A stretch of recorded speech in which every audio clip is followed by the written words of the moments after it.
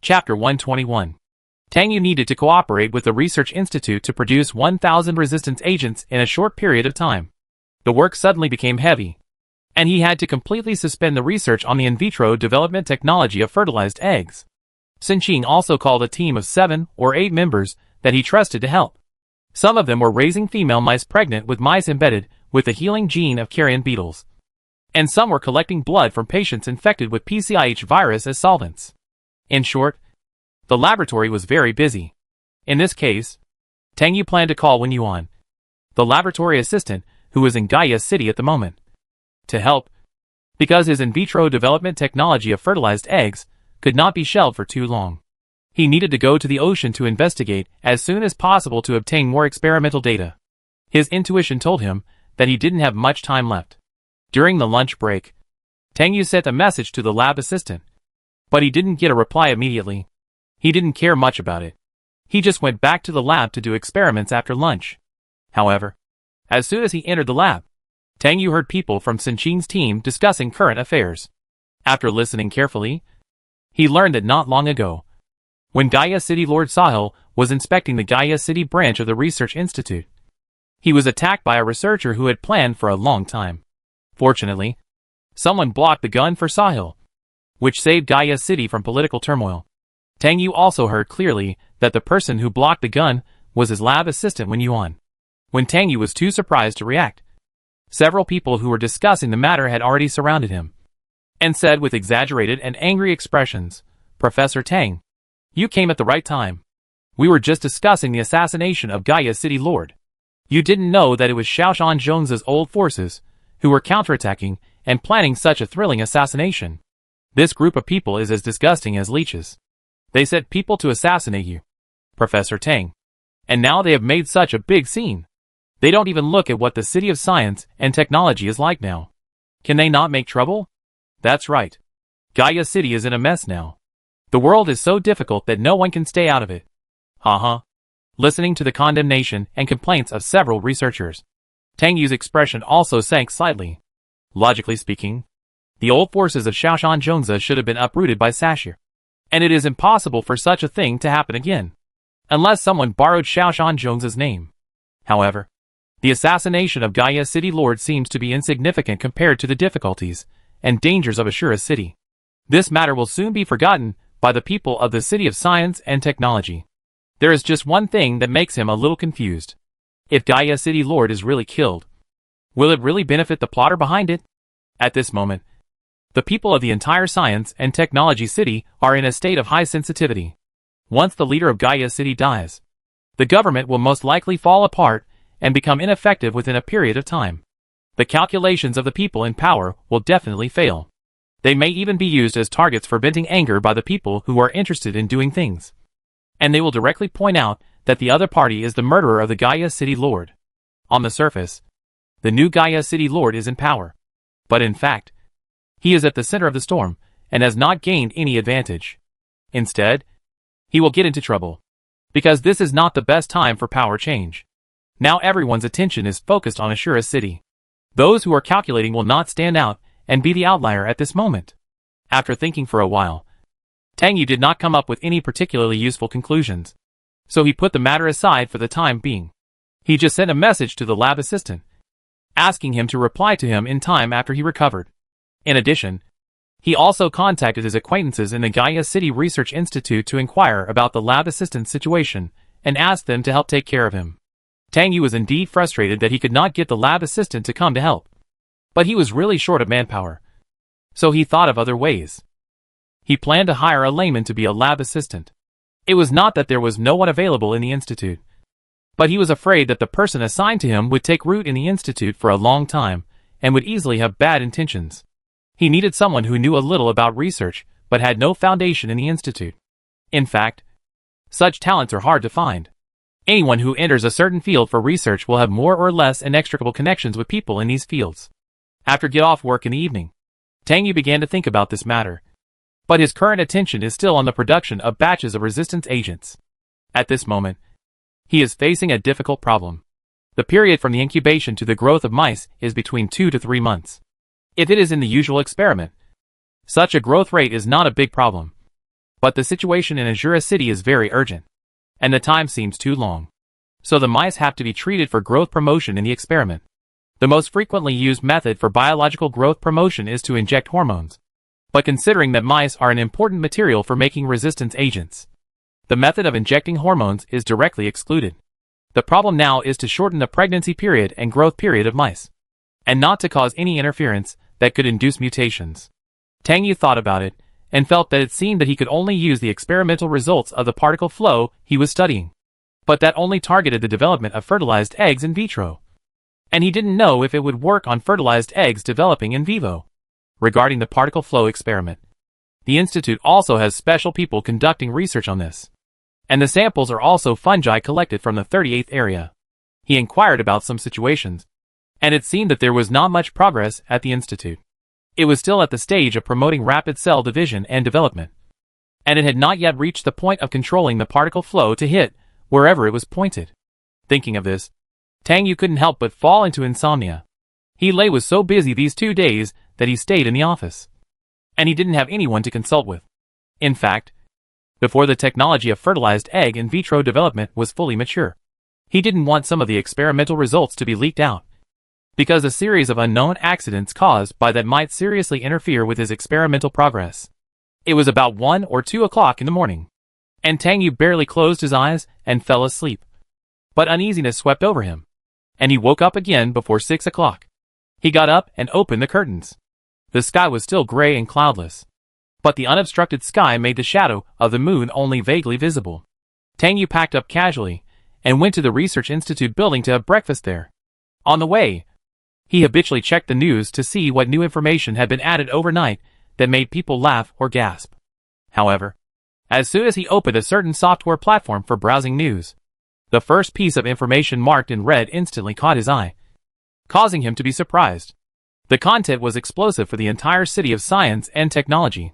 A senior official of Azura City could not withstand the mental pressure and jumped off the building to commit suicide at around 3 o'clock in the morning. The words in the suicide note could not help but reveal that the production of wild cactus juice, an important material for making blockers, was less than half of the previous one. At this moment, the last message he posted was still posted on the social platform, including his confession to the god Buddha why he was born in the last days. The most impressive sentence in it was, "I want to accompany my wife and daughter, but I have a heavy burden on my shoulders and cannot let them down." The content of the suicide note was confusing, and the mental state of this senior official was evident. After reading the original text, Tang Yu fell into deep silence. The government could not completely conceal this matter, because even in the early morning, this matter was still being discussed fiercely, and the sleepless Azura City had fallen into a new round of chaos. The shortage of blocking agents means a very serious problem. That is, the contagiousness of the PCIH virus will be uncontrollable. And the most effective solution seems to be to imitate the way of handling many years ago to curb the serious situation. That is, massacre. Soon the light energy suspension car arrived at the boundary of the Research Institute building. Tang Yu got off the car and walked towards the building in a slightly hurried pace. It was not time for work yet, and the Research Institute building seemed a little deserted. It was very quiet along the way, but Tang Yu's mind had quickly flipped through many chapters. However, when he arrived at Scorching's laboratory, the other party and his entire team had gathered there. Everyone looked solemn, even with a kind of fatigue after insomnia, and the bottom of his eyes were obviously dark blue. Looking at this group of people who were lost in thought, Tang Yu walked in, gently closing the door. He said, "Brother, there was nothing wrong with the female mice last night, right? It was Scorching who took the night watch last night." Hearing Tang Yu's voice, almost all the talents woke up as if from a dream, and immediately recovered from their thoughts. Scorching walked directly towards Tang Yu and said to him, "The experimental subject is in good condition. You know what happened in Azura City in the early hours of the morning, right?" Tang Yu nodded slightly and said nothing for the time being. Scorching frowned tightly and said in a deep voice, "We just received an order from the super government. This batch of resistance agents must be produced in advance." At this moment, the situation in Azura City can still be controlled by the reserve blocking agents and medical resources. But once the resources are in short supply, public opinion will be out of control. However, public opinion should be out of control now. Tang Yu was not surprised to hear that this batch of resistance agents would be produced in advance. Because in order to solve the problem of serious shortage of important raw materials for the production of blocking agents, the only way to adjust it was to enter the market with resistance agents. Even if it could not save more lives, it could calm the restless hearts of the entire science and technology city. Tang Yu still didn't say anything, but walked to the experimental box, where the female mice were raised to check the situation of the female mice. Scorching stared at him for a while, then turned his attention to the team members and arranged for them to start working first. After looking at the female mice, Tang Yu found a portable box to make a nest, and took tools to fish a few more female mice into it. Seeing him do this, Scorching couldn't help but ask him, "What are you doing?" Tang Yu didn't say much, just said, "Brother, come with me to my lab." Scorching was a little surprised for a moment, but soon reacted and asked hesitantly, "What solution have you come up with?" Tang Yu didn't answer him, but just walked out with the box in silence. Seeing him like this, Scorching turned around and gave some instructions to the team members and followed him. Arriving at the lab, Tang Yu put down the portable box containing the female mice, changed into a lab coat in one go, and went to the lab bench to wash his hands and disinfect. Scorching followed him and was very puzzled. But he didn't ask, because he knew his junior brother and the other party would basically not do something without thinking. Fortunately, not long after, he heard Tang Yu say, "Brother, you should be more familiar with the experimental topic I am currently researching." Scorching was stunned when he heard this, and then reacted and said, "You mean the in vitro development technology of fertilized eggs?" Tang Yu nodded very solemnly, and then said to Scorching's gradually surprised expression, "It uses a research result. You should have heard of it. When I went out on a mission with Lieutenant General He Lei for the first time, we found a rapidly growing and dying fungus in the 38th area. After research, we found that it was a particle flow that caused the fungus to mutate. Later, I also applied this particle flow to my research on the in vitro development technology of fertilized eggs, and also achieved some experimental results. I think I can try to use this technology when raising mice." These words deepened the astonishment on Scorching's face. He was silent for a long time, and then he regained some composure and said, "I think you should have a certain degree of confidence in this method. Now the situation is tense. You tell me how to cooperate with you." Although he knew only a little about particle flow and had many questions about it, this did not prevent him from trusting Tang Yu unconditionally. After hearing Scorching's words, Tang Yu no longer had any worries, and reality did not allow him to have any worries. The incident in Azura City in the early morning forced him to compromise again. If humans could not even defeat the PCIH virus, let alone defeat the illusory spirit. After an in-depth conversation with Scorching, Tang Yu immediately started to experiment with particle flow interference on pregnant mice. The first step of the experiment was to improve the existing particle flow application technology to a model that was more in line with the development of fertilized eggs in vivo and the growth of organisms in vitro. Tang Yu first conducted an experiment on a mother mouse, using the existing particle flow technology. The experiment lasted only 10 minutes, and the mother mouse successfully gave birth to several baby mice. However, due to the interference of the particle flow, the mother mouse did not stop growing, but entered the stage of aging and death in just a few minutes. At the same time, the baby mice affected by the particle flow also died suddenly after growing halfway, with abnormal development of body cells, and the whole body red like a ball, and finally died of body rupture and massive bleeding. Tang Yu observed and recorded the experiment. After the first round of experiments, he immediately improved the interference degree and range of the particle flow. Because the existing particle flow technology is specifically for the development of in vitro fertilized eggs. Fertilized eggs without maternal protection are more likely to accept and adapt to the interference of particle flow, unlike in vivo development, which will cause friction with the mother's defense system and cause other accidents. After lunch at noon, Tang Yu conducted the second experiment. After the experimental improvement, the mother mouse in the second experiment survived, and several baby mice also survived, and successfully ate the mother mouse's milk, and their bodies were also developing at a speed visible to the naked eye. However, just when Tang Yu thought the experiment was going to succeed, the young mice that were almost entering adulthood suddenly died again, and some of the still active cells were still growing after death, and in a short period of time, they grew into a large tumor. And then this part of the tumor lasted for a long time before they died completely. Looking at the experimental results that were almost successful, Tang Yu couldn't help but fall into thinking, investigating which step went wrong and caused the mice to still be prone to sudden death. While thinking, Tang Yu suddenly thought of a variable that he did not control. That is, the mother mouse's milk.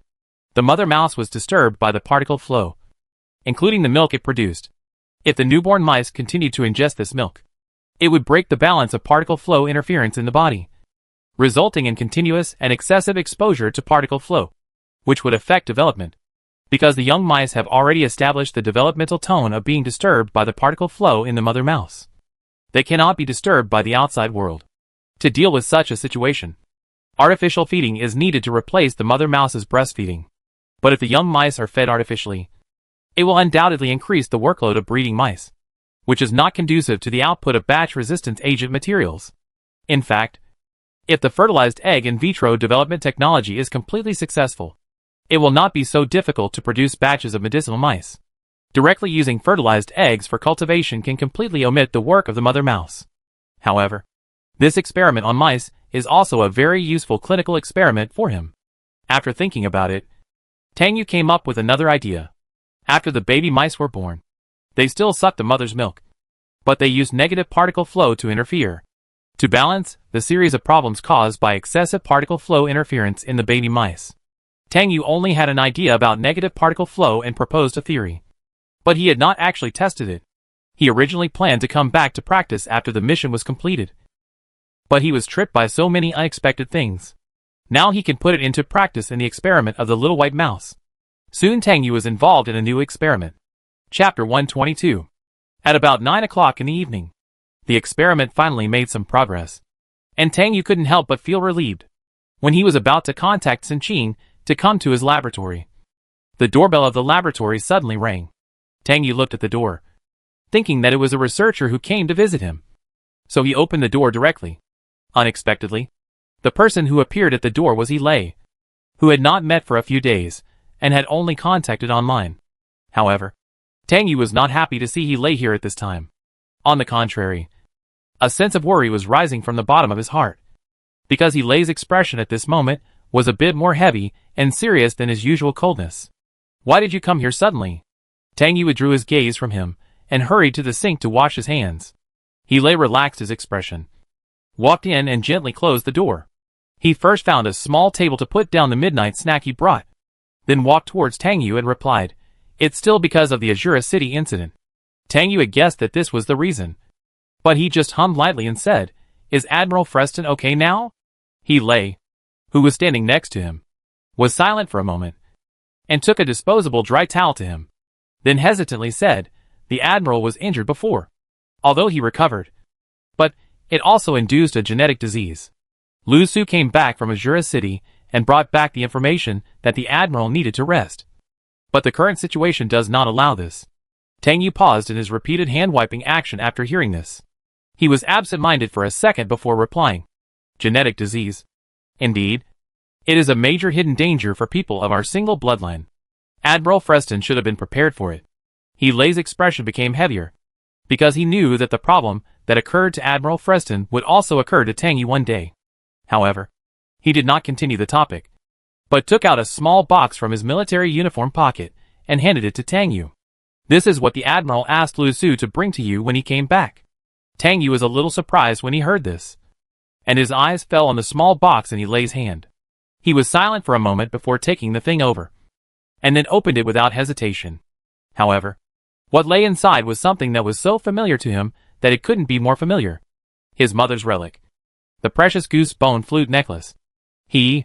Tang Yu was so surprised that he was speechless for a while, because he really didn't expect that this thing would return to his hands one day. Yi Lei didn't expect that Admiral Freston would ask Tang Yu to hand over such a thing. This special flute once saved their lives. However, Tang Yu was only surprised for a moment. No matter what kind of mentality Admiral Freston had when he handed over this relic of his mother that he cherished so much to him, it all reflected the pessimism of the other party's situation at this moment, and indirectly explained how desperate Azura City was. Tang Yu was silent for nearly a minute before he asked again, "Did the Admiral bring anything?" He couldn't help but frown again. After all, the act of sending messages by others was a product of the era when electronic communications were not yet developed, and it was outdated. Yi Lei did not expose Tang Yu's true intention. but only said, "Let you do the experiment well." After that, he changed the subject and took Tang Yu to the small table.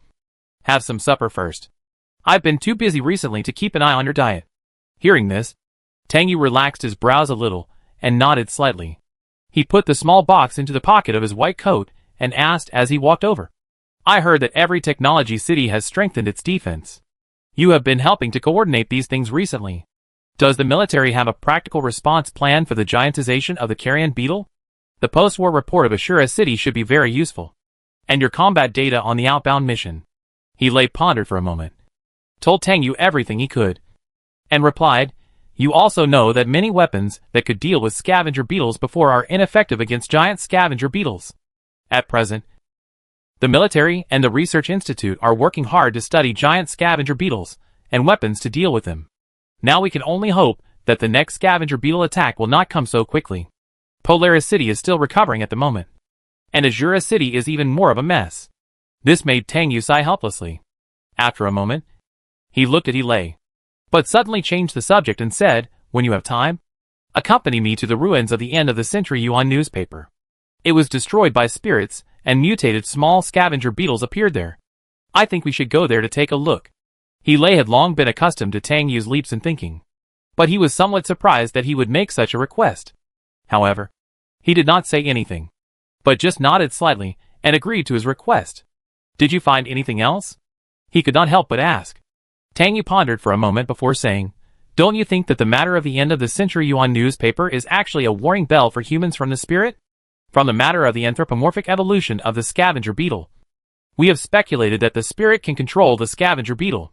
When the small scavenger beetle appeared in the ruins, because I was busy doing experiments, and you had to go out to collect tasks, I did not conduct in-depth thinking and research on this. Now I think it may be very related. These small scavenger beetles are likely to be scouts controlled by the spirit. I am afraid that similar situations have also occurred in Ashura City, but they have been ignored." This made Lei silent, and his face became more serious. Tang Yu looked at him, and then went to unpack the midnight snack box. He ended the topic with a meaningful sentence. "If the fertilized egg in vitro development technology can be successfully tested, it should be able to prevent the tragedy from happening." The next morning, Tang Yu called Scorching to his laboratory and let him see the results of yesterday's experiment. Looking at the little white mouse that was born and grew up in a short period of time, even though Scorching had seen many scientific research anecdotes, he couldn't help but show a very shocked expression. The mature and steady temperament disappeared, and he even hugged Tang Yu and patted his back several times in excitement. "I knew that it was the right decision for the teacher to accept you as his last disciple." Tang Yu didn't know whether to laugh or cry when he heard this, but he still looked calm, as if this research result that could shock the entire scientific research community in the City of Science and Technology had nothing to do with him. Tang Yu patted Scorching's shoulder and broke free from his strong embrace, saying seriously, "Let's put this technology into the experiment today and see the effect of these 1,000 resistance agents first. If it ends perfectly, it means that the PCIH virus is nothing to be afraid of." Scorching's heart trembled again when he heard this.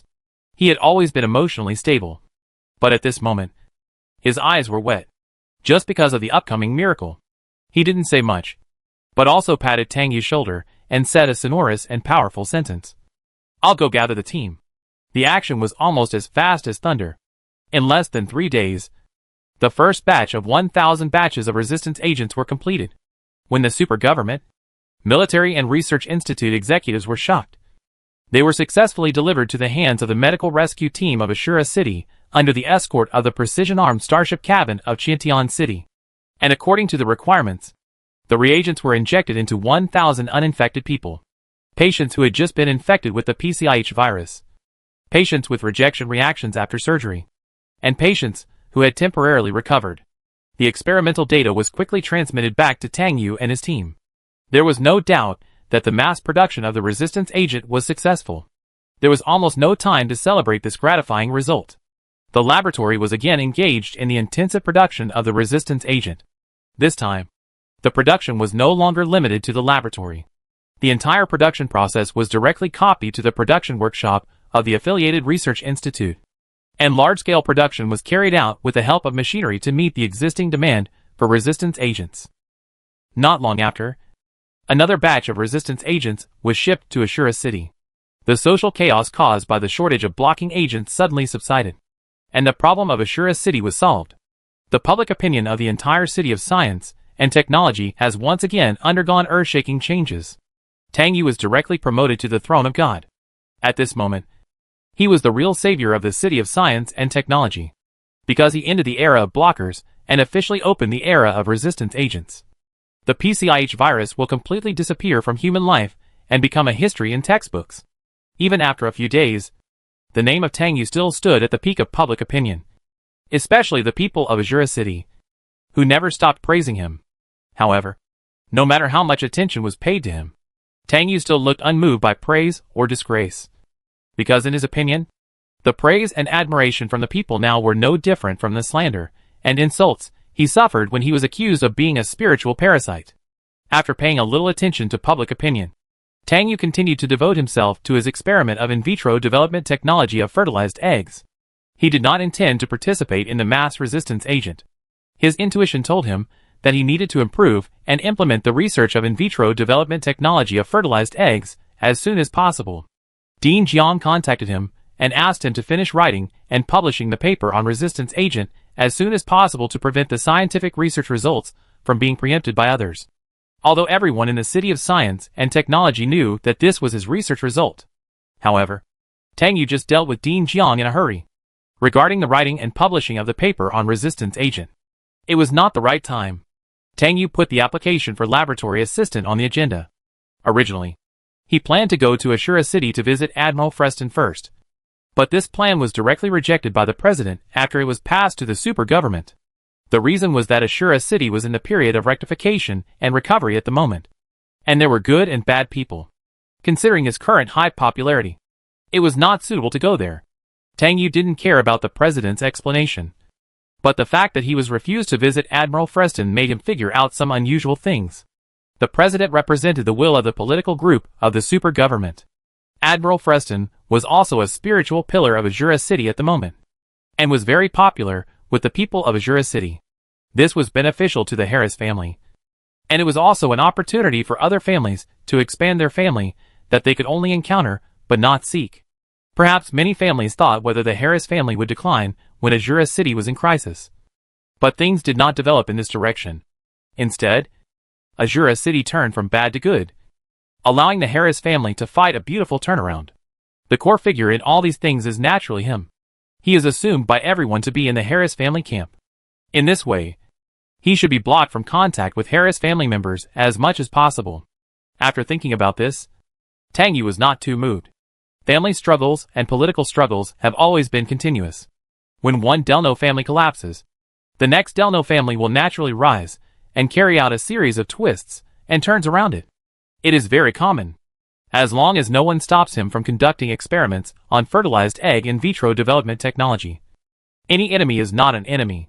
Since he couldn't meet Admiral Freston in person, Tang Yu had to write a letter and send it to him, and at the same time return the goosebone flute, asking the other party to work less and rest more, and wishing him a speedy recovery.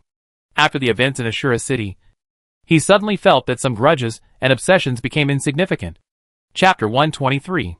Tang Yu posted his recruitment needs on the recruitment platform and borrowed the recruitment office of the Research Institute building. In just one morning, more than 200 people marked this job and requested an interview. After screening the resumes, Tang Yu finally kept 10 job seekers for interviews. He was impressed by a girl who had studied genetics. She was not very old. In the job application photo, she had golden hair and a pair of green eyes. It can be seen that she was also a person with a relatively single bloodline.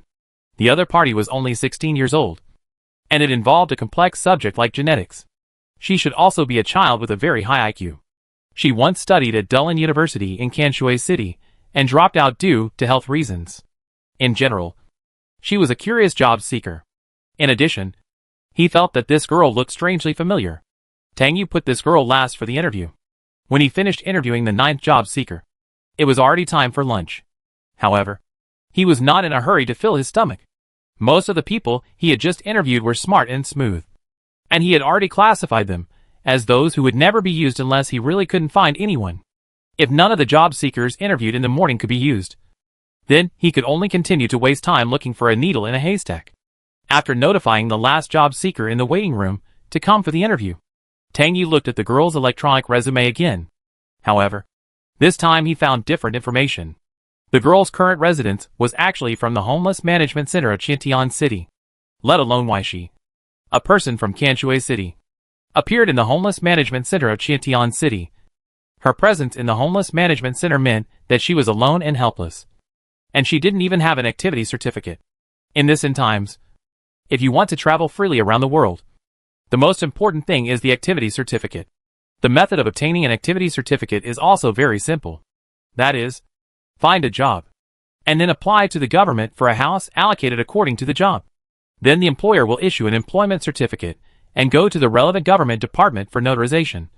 And then you will get an activity certificate bound to a neuron electronic chip. Or, friends and relatives with a house are willing to help you, hanging you under his name. You can obtain an activity certificate through the other party indirectly. If these two methods are unreasonable, the tramp management office can only be the last destination. After the unemployment, the house will be forcibly recovered by the government, and the activity certificate will be cancelled 3 days later. Without help, the tramp management office is also the last destination. The activity certificate is the most important thing for people now. With it, you can rent a house without your own house, or rent in a hotel. It can be consumed freely without some conditions. Even the big families cannot completely and properly accommodate their own people. They usually rent houses from the government to arrange the living problems of their family members. The government has absolute power to take back the right to use the houses. This is also a major reason why the big families in the last days cannot overstep the government. However, entering the homeless management center does not mean that people have completely lost their employment opportunities. It is just that it is more difficult to find a job than a free person. The homeless management center will not block any job opportunities for people in the center. As long as people in the center submit resumes and are invited to attend interviews, the center will give job seekers in the center a certificate of temporary absence and provide them with corresponding material foundations. In fact, the homeless management office is a place that is despised in the entire city of science and technology, because the current job competition is more about wisdom. And the people in the homeless management office are inevitably considered to be a group of people with low wisdom, and therefore despised. But because the competition for work is wisdom-oriented, people dare not completely regard the people in the homeless management office as people who lack wisdom. Because there are many top-notch people who end up here for various objective and subjective reasons. After some thought, Tang Yu became more curious about the girl who came to apply for a job. Just as he was thinking, there was a rhythmic knock on the door outside the recruitment room. Come in. Tang Yu glanced at the door, and then focused his attention on his holographic projection screen. Then, the door was slowly pushed open, and a figure walked in on tiptoe, and then gently closed the door. The other party bowed deeply to Tang Yu and said excitedly, "Hello, Professor Tang." Hearing this greeting, Tang Yu paused in browsing the information and turned to look at the door in surprise. What he saw was indeed a head of golden hair and a pair of green eyes. But it was a thin boy, not the girl on the resume. "You?" Tang Yu still hesitated for a moment. Unexpectedly, the boy looked at his slightly puzzled expression, blushed immediately, bowed deeply again, and said with guilt, "I'm sorry, Professor Tang. I'm here to apply for a job on behalf of my sister. She is physically unable to go to the interview location, so I have to come in her place. The administrator of the homeless management office took the risk to open a back door for us. We really need a job. Please forgive us for such an impertinent behavior." Listening to this boy who was probably only 17 or 18 years old very honestly telling the truth, Tang Yu's surprise was slightly relieved. After all, it was the first time he encountered someone else taking his place in a job interview. "You sit down first," he just said lightly. The boy was relieved when he saw that Tang Yu was not angry, but he was still tense. He walked to the opposite side of Tang Yu and sat down. Lowering his head slightly and waiting stiffly, Tang Yu turned off the holographic projection screen, and his eyes fell on the boy, looking at him quietly. This boy did not look like he lived in the homeless management center all year round. Although he could see a trace of obvious depression and melancholy, he did not have the kind of chaos and numbness that was worn out by the homeless management center. And judging from the other person's demeanor, he should also have received a good education. But such a person ended up in the homeless management center. After looking at the other party for more than 10 seconds, Tang Yu asked, "Your sister, who is also the job seeker this time, is called Gloria Clova. And you?" When asked, the boy couldn't help but get nervous again. He raised his eyes and looked at Tang Yu carefully, and tried to calm his voice before saying, "Dina Clova." Tang Yu nodded slightly, took the paper and pen prepared beside him, and wrote it down casually. He asked again, "Can I ask you a question?" Hearing such a humble question, Dana was a little stunned for a while, and couldn't help staring at Tang Yu's face. In his impression, the great Professor Tang has always been indifferent and cold as iceberg. It seems that he is not easy to talk to. If it weren't for the opportunity to fight for a job, he thought he would never appear in front of the other party in such a deceptive way. "You say?" It took him a few seconds to react. Tang Yu looked up at the boy in front of him again and said slowly, "You are from Kanshui City. Why are you in the Homeless Management Center in Qiantian City?" "Because the work involves scientific research secrets. I need to be extra cautious." As soon as he finished speaking, Tang Yu could clearly see the other party's face gradually becoming depressed and decadent, and he seemed to be immersed in his own thoughts. Tang Yu subconsciously did not disturb him, but just waited quietly for his answer. Judging from the other party's expression, there must be a sadness behind this that people could not bear to hear. After a long while, Dana regained his appearance with a faint smile and slowly said, "My father and mother are both researchers at the Kanshui City Research Institute, but they both died in the process of scientific research, because there are no relatives to help. My sister and I can only live in the Homeless Management Center. The Homeless Management Center in Qiantian City is much more formal and advanced, so the government applied to place us here. I am currently taking care of my sister while attending school. She dropped out of school due to illness and later decided to study on her own, planning to work and study at the same time. You also know what the Homeless Management Center is like, and we really want to leave there." Hearing Dana's self-narration, Tang Yu felt mixed emotions, but he quickly suppressed these emotions. He tacitly agreed that Dana would come to the interview instead of his sister, and only said, "You can contact your sister for an online interview, and I will see if her basic qualities meet the requirements of the laboratory assistant I am applying for." Hearing this, Dana was immediately surprised, which meant that Professor Tang was willing to give him and his sister a chance to fight for this job. He said excitedly, Okay, I'll call my sister right away. She'll be waiting for my news all day." Looking at Dana's joyful face, Tang Yu couldn't help but turn his head to the window where the sun was pouring in. The end of the world is called the end of the world because it is full of oppression and suffering, not simply that mankind is heading towards the end and destruction. Soon Dana got through to his sister, and a girl with golden hair and green eyes immediately appeared on the holographic projection screen. Her skin was as white as snow, but perhaps because of her weak body and weak chi, her lips were slightly pale, but this did not prevent her from looking like an exquisite doll. She greeted Tang Yu politely. Compared with her brother, she seemed much calmer, like a mature soul in a child's skin. But Tang Yu could tell at a glance that this was just a reaction unique to people with high IQs, and it was also their unique characteristic. Tang Yu only asked a few questions about genetics before ending the conversation with Gloria and letting Dana hang up the phone. Dana was proud of her sister's fluent answers, but when facing Tang Yu, she couldn't help but feel nervous again, waiting for the other party's verdict. Because her sister suffers from a genetic disease, it is actually difficult to find a job willing to accept her. Because the most lacking thing in the city of science and technology is people with both labor and wisdom. Tang Yu only said, "You can go back first and wait for my notice." Hearing Tang Yu's brief words, Dana's uneasy heart instantly cooled down. Basically, if the recruiter's attitude at the end of the job application is not very enthusiastic, it is mostly a sign of no hope. Although Professor Tang's attitude was cold from beginning to end, he still felt that they would fail in this job interview.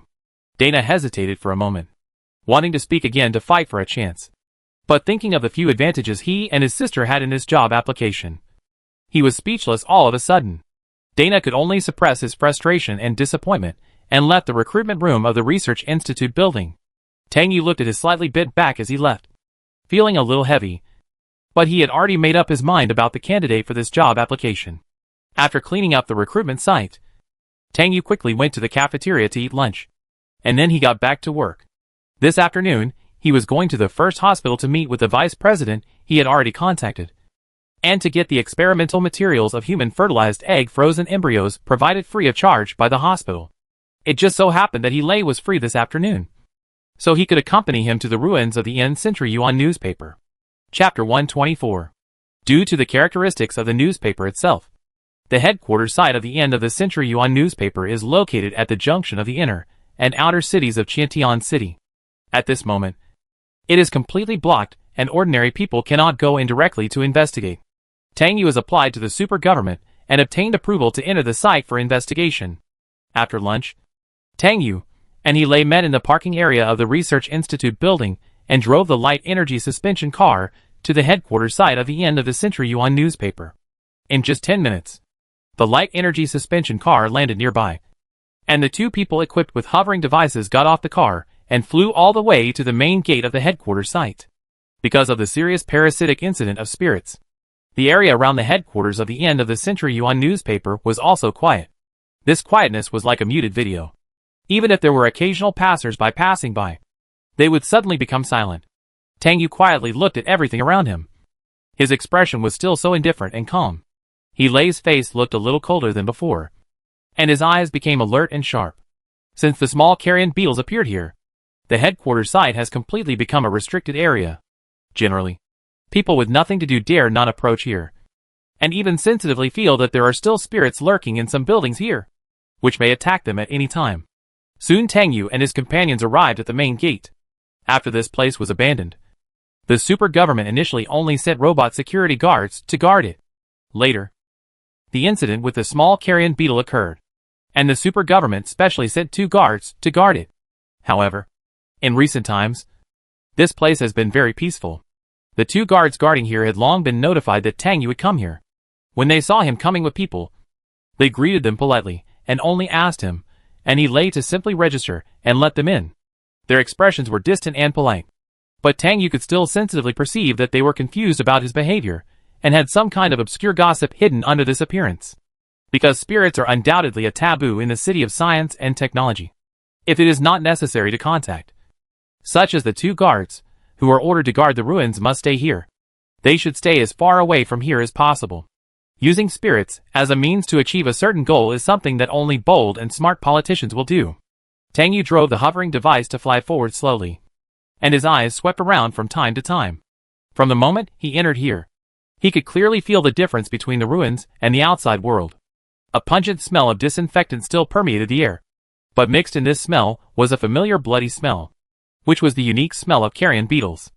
Even after a long time and exposure to the scorching sun, the smell that made people feel scared could not be dispelled. But soon, he found the source of this lingering smell. He found a bunch of fungi near a sewer hidden near the lawn. The fungi had a white reflective color like a carrion beetle, which could make people spot it at a glance among many plants.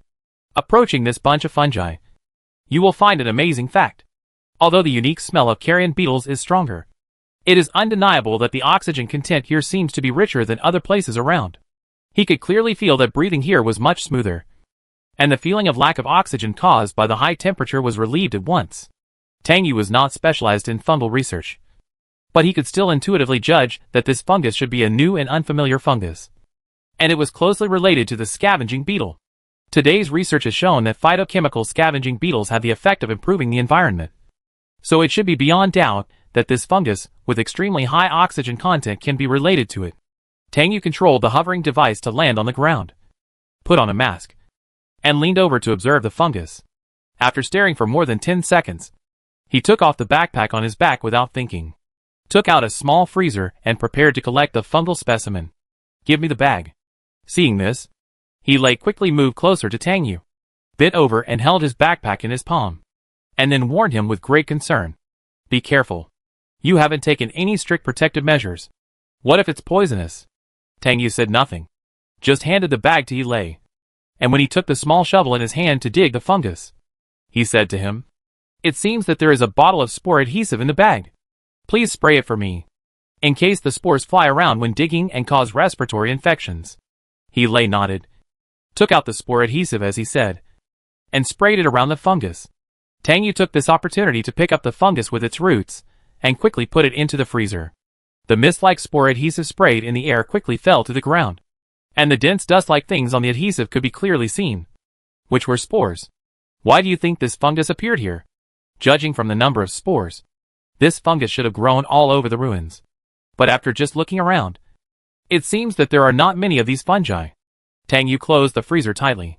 And while talking, he put the things into the backpack in Yilei's hand. In fact, one of the purposes of his coming here today was to collect some plant and soil samples to see if the area affected by the spirits and scavenging beetles would become different. At the same time, it was also to verify his own guess. Whether the small scavenger beetles were the forerunners of the scavenger beetle crisis in a technological city. Azura City has so many huge scavenger beetles that can attack the tall city walls. There is no other way except to go through the city gate. This has to involve the strategy of attacking from both inside and outside, such as small scavenger beetles as internal response, huge scavenger beetles as warriors, and the spirits behind as invisible controllers. Even though he has not studied everything here, Tang Yu can clearly feel the magnetic field fluctuations here that are different from other places. There is indeed no trace of scavenger beetles here, but it always makes people tense up inadvertently. Yilei thought for a while about what Tang Yu had just said before replying, "I have a guess. You mentioned Tang Yu's research to me before. Carrion beetles are a group of things that have integrated fungal gene mutations. And they also have the ability to reverse evolution. Maybe this fungus is the direction of its evolution. For example, after it dies, the spore genes in its body are activated, and it evolves and grows with the help of the remaining body in a short period of time, and then takes root in the soil and becomes like this." Hearing what Yilei said, Tang Yu was slightly stunned. But soon, he felt a little surprised. He glanced at Yilei and said slowly, "What you said makes sense. Carrion beetles are the only creatures that can break through the walls of plants and animals. It is not surprising that any weird and exaggerated views appear on them." Yilei hummed in agreement. And Tang Yu activated the hovering device and continued to explore. At this moment, the sun above his head had already moved to a westward angle, but it was still shining brightly on the earth. The towering office building of the last century Yuan newspaper cast a short shadow on the flat lawn and corridor, interlaced with several other shorter buildings, and the surging heat waves also paused on the green belts that were somewhat overgrown. The office building was completely blocked, and it looked clean and tidy from the outside. But according to the pictures released in the report at the time, many window glasses were covered with a thick layer of blood and meat residues, and it took a long time to clean it with special chemical reagents before it was restored to its current appearance. Tang Yu looked up at the inky building reflecting the sunlight, and couldn't help but think of the time when he was escorted to Chietian City and fled into the desert. The first message he heard was the notice about the suspension of the end of the century Yuan newspaper. In a blink of an eye, several months have passed. Tang Yu looked up and just stared at this lifeless building quietly, while Yilei stared at him calmly and accompanied him in silence. Just when he thought Tang Yu had stood there long enough to remind him to leave, he heard the other party suddenly say something quite abrupt. "What do you think is the dilemma encountered by the spirit?" This startled Yilei, and he frowned tightly and asked back, "Why did you suddenly think of such a topic?" Tang Yu then withdrew his gaze from the tall building, stared forward calmly and far away, and said slowly, "Before my mother died, she mentioned to me that spirits were also looking for ways to survive. And I entered the universe system not long ago and saw the same view. So, what kind of desperate situation is troubling the spirits, forcing them to parasitize humans and try this method with a low success rate to prolong their lives? They even tried to control the carrion beetles to anthropomorphize, but unfortunately failed." These words made Yilei stagnate. His eyes stayed on Tang Yu, jumping with the others' breathing, and he was also thinking about this question. After a while, Tang Yu was only silenced. Tang Yu glanced at Yilei, who was also silent in response. "Let's go!" In the end, Tang Yu was the first to interrupt this meditation. Yilei slowly spoke at this moment. "If your fertilized egg in vitro development technology can succeed, perhaps it can open the door to the truth." Tang Yu did not comment on this, because he knew that this technology was the key carefully cast for digging out this truth. The two left the ruins of the last century Yuan newspaper in silence and flew to the next stop, the first hospital. After getting on the light energy suspension car, Tang Yu immediately talked to Yilei about the relevant matters of the fertilized egg in vitro development technology, and hoped that the other party could give him some support for his subsequent experiments. "You're going to the Yellow Sea?" Yilei was somewhat surprised when he heard Tang Yu's words, because humans have given up the ocean for a long time, except for a few technology cities that are still connected to the ocean because of the fishing industry. Almost no one is willing to go to places far away from the land. because the place where the spirit parasitic mass outbreak first broke out was the coastal city. And Tang Yu's going to the deserted sea area is undoubtedly a very risky behavior. Tang Yu nodded very firmly. His eyes were particularly firm. The spirit comes from the ocean. I must go there to see. This will help my experiment succeed. This made He Lei hesitate. He looked at Tang Yu deeply and said, "How can I help you?" Tang Yu only said slowly, "Always stand by me. No matter who questions me. I know that the conflict between humans and spirits has become a stubborn disease rooted in society. But I must be the one to remove the stubborn disease." As he said this, he looked at He Lei. His eyes brightened like stars, and even carried visible hope and expectations for the future. This is Tang Yu in He Lei's eyes at this moment. Soon the two of them arrived at the first hospital. After parking the light energy suspension car in the parking lot reserved in advance, Tang Yu contacted the vice president of the hospital before getting off the car and heading to the main entrance of the hospital. Before, he used fertilized eggs from other mammals for experiments. This time, the fertilized eggs provided free of charge by the first hospital were also applied for by him for experimental research with great difficulty. It is said that these are the extra fertilized eggs cultivated by a young couple who came to do in vitro fertilization 2 years ago, and they voluntarily donated them to the first hospital for medical experiments. When it comes to the matter of in vitro development technology of fertilized eggs, Tang Yu's brain automatically starts to work. At this moment, he is thinking about when he can use this fertilized egg from humans for the experiment. The flow of people at the entrance of the first hospital is still endless.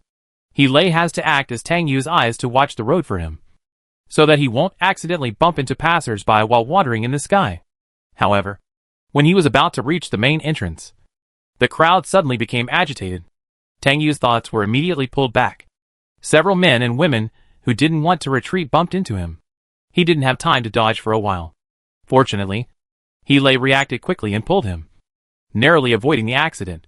Tang Yu used He Lei's strength to stand firm. Before the two of them had time to look forward, they heard heartbreaking shouts and scuffles from the front. And then the crowd instantly became chaotic. There were actually patients infected with the PCIH virus making trouble at the hospital entrance. And there were more than one. Chapter 125. What kind of unscrupulous hospital is this? My son was injected with your so-called resistance agent, which actually induced sudden death from a genetic disease. Give me back my son. Give me back my son. Get out of here. Don't stop me. I've got the virus too. If we're going to die, we're going to die together. What kind of dirty money are you making? The resistance agents are all fake. It's a scam. My son? My husband is the one who caused his death by explosion. Explosion? Why didn't you give him a blocking agent? We have money. Quick! Control them. Isolate the people. Isolate the people immediately. Conduct a reagent test. Hurry! A chaotic sound mixed with the beginning panic of the crowd could not help but reach Tang Yu's ears. Before he could take any action, He Lei beside him had already stepped out of the crowd to stop a young woman and an elderly couple who were making a scene at the hospital gate. Tang Yu, protect yourself. Tang Yu looked at the chaotic crowd and desperately squeezed forward to help He Lei. He Lei was already assisting the security personnel in controlling the 3 people infected with the PCIH virus. He could still clearly see the festering skin on the backs of these people's hands from a distance. The white rotten flesh rolling outward mixed with turbid liquid made people feel sick at a glance. The 3 people seemed to have given up everything. Their crazy and excited emotions gave them a lot of strength. They grabbed and bit the people who tried to control them, without caring about the safety of others. He Lei grabbed the young woman. He had already twisted her hands behind her back. She twisted her arms without fear of pain and turned around to bite He Lei's arm fiercely. Tang Yu finally squeezed out of the crowd and came forward to help. Seeing this, he was shocked and immediately reached out his hand. He saw that the other party's teeth hit his elbow fiercely, and the white shirt was faintly oozing dark red blood. Tang Yu, seeing this, was shocked. She grabbed the woman's jaw and unloaded her chin directly. However, the other party still looked crazy. She laughed with hatred in her wet eyes. Tang Yu was also shocked by the eyes of the other party. The words of these people mentioned the resistance agents. And the resistance agent caused the death of genetic diseases. Let's not talk about this. It is also infected with the PCIH virus. So you can imagine that the deceased is not only fierce, but also the resistance agent has not completely killed the PCIH virus. The so-called resistant agent is only the illusion of a temporary cure for patients. Tang Yu noticed the black spots on the young woman's indigo shirt, which looked like they were soaked in water. He was stunned for only a second. And then he regained his calm and indifferent look. He even seemed to feel no pain from the bite on his elbow. Tang Yu, stop the bleeding. He Lei shouted to Tang Yu while handing the seriously injured young woman to the security personnel who came to help. Tang Yu finally reacted. But his attention was focused on He Lei first. He just saw that the other party was grabbed by the young woman. And at this moment, there was an obvious scratch on the other party's palm. He Lei also noticed the scratch and frowned at the wound. At this moment, the 3 people who were causing trouble for the doctor were arrested and controlled. And the medical staff were injecting them with blocking agents to block the infectiousness of the PCIH virus. Several security personnel who came to reinforce were also comforting the people nearby, calling everyone to be quarantined and undergoing a reagent test to check whether they were infected with the PCIH virus. Tang Yu glanced around and immediately pulled He Lei to the corner nervously. He quickly took out a small box that was less than 10 centimeters long and looked like a lighter from his trouser pocket. Opened it immediately. Took out a small disposable syringe. Picked up He Lei's wrist. And injected only 2 milliliters of light blue liquid into the subcutaneous area. The injection was over in less than 3 seconds. Tang Yu said nothing. Quickly packed up the syringe. Put it in a small box, and put the thing back in his pocket. He Lei was still a little unresponsive. At this time, a security guard came to them, and said to take them to quarantine quickly. Conduct the first A reagent test. And treat Tang Yu's wound. Tang Yu and He Lei didn't say anything. And just followed the security guard. Because they were in close contact with patients infected with the PCIH virus and injured. The infection rate was almost 100%. So the 2 received special care during the quarantine. But the hospital soon learned their identities. And this special care became even more special. Tang Yu and He Lei were isolated in the VIP room of the PCIH virus isolation area of the first hospital. Not only because of their special status, but also because the isolation effect here is the best and the virus is least likely to spread. However, after the first round of a reagent testing, neither of them was infected with the virus. Tang Yu had already become immune to the PCIH virus. And He Lei's newly injected resistance agent had taken effect. The final version of the resistance agent had almost no side effects that could be observed by the naked eye. Therefore, the first hospital has not yet spent resources to inject blocking agents into the 2 people to isolate the infectiousness of the virus, and entrusted the task of treating Tang Yu's wounds to He Lei, even with a layer of cloth between them. The bite wound on Tang Yu's elbow was still shocking. He gently lifted his sleeves and saw a bloody mess. His skin was originally white, and the wound was blue and purple, swollen, and the dark red blood had already coagulated slightly. It was not that Tang Yu's skin was delicate, but that the young woman's strength was too great, and she had the courage to die together. He Lei frowned even more when he saw this, and his cold face seemed to be covered with a layer of black air, which made people know that he was going to be in trouble at a glance. Does it hurt? He Lei rolled up his shirt sleeves a little more, and spoke to Tang Yu in a softer voice. Tang Yu's face was not looking good, but he still nodded agreeably. It hurts? Be gentle. This made He Lei more cautious. He found alcohol and medical cotton balls from the first aid kit sent by the medical staff, and began to wipe and clean Tang Yu's wound. The stinging feeling instantly swept over Tang Yu, making his mind blank for a moment. When he came to his senses, He Lei was already applying purple potion to him, and preparing to apply biofilm. I didn't expect this unexpected disaster at all. Tang Yu couldn't help but complain. His tone couldn't be colder, because the injury would undoubtedly delay his work. He Lei applied the biofilm to him, gently touched his wound, and then helped him put down his shirt sleeves. The white fabric was stained with blood, which made people angry and irritated. He Lei calmed down, patted Tang Yu on the shoulder, and comforted him. I'll make you something delicious when I get back. Tang Yu felt much better. He Lei was silent for a moment, but decided to ask the question in his mind. Today's medical dispute is about the resistance agent. What are you going to do? Speaking of this topic, Tang Yu couldn't help but fall silent. After a while, he said, wait for the official announcement and explanation. There are all kinds of birds in the forest. I can only make sure that the resistance agent I provide is completely effective. Hearing this, He Lei couldn't help but breathe a sigh of relief. Half an hour later, the medical staff came to give the 2 a second round of a reagent test. The test results showed that the 2 were negative. The other party didn't say much. Just said that if everything was normal in half an hour, they would be able to leave the isolation room. Tang Yu was not in a hurry at the moment, and was willing to cooperate with their official isolation process. He also learned some information from the medical staff who were doing the test. In this medical incident, 7 or 8 ordinary people were infected with the virus. At this moment, these people are already receiving treatment, and the family members of the 3 patients who were involved in the medical incident have been out of danger of infection and are under control. The hospital has also reported this matter to the security team for handling. Tang Yu asked the medical staff about the cause and effect, but the other party was also very secretive. He only told them that the patient fainted in the hospital yesterday afternoon and was sent to the first hospital for treatment. It was confirmed that he was infected with the PCIH virus. The hospital then arranged for an injection of resistance agent, and he was discharged in the evening. However, the matter was not over yet. Then came today's medical dispute. The medical staff who did the test said that it was estimated that the medical dispute occurred no more than 2 hours before the patient died. After saying this, the medical staff hurried away, and Tang Yu fell into silence again.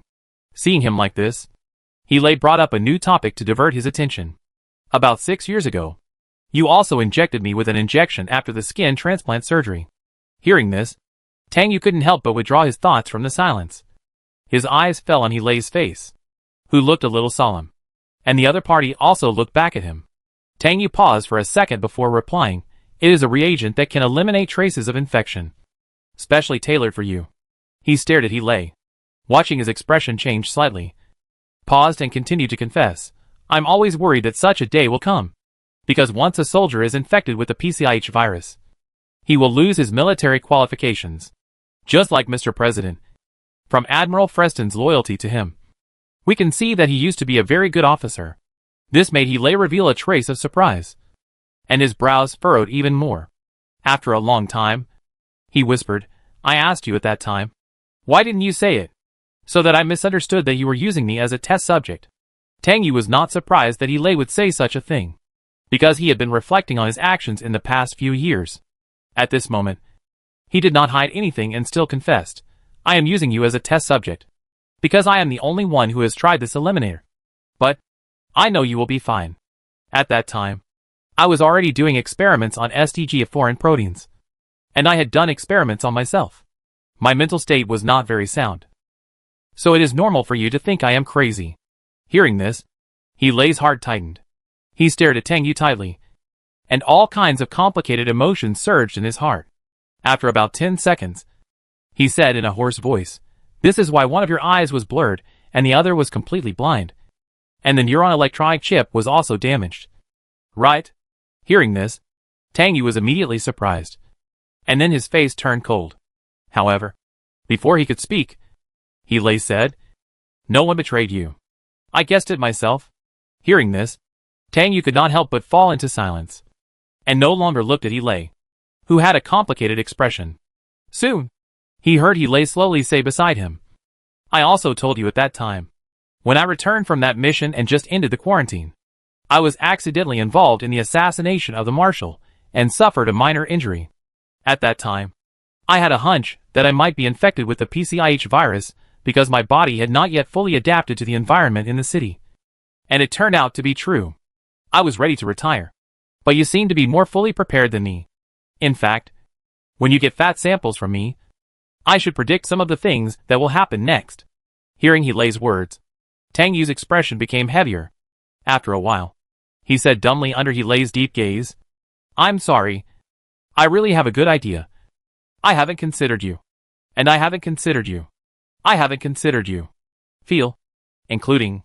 Speaking of which, he couldn't say any more, because the thing that would be mentioned next nailed Helay's mad label to his cognition.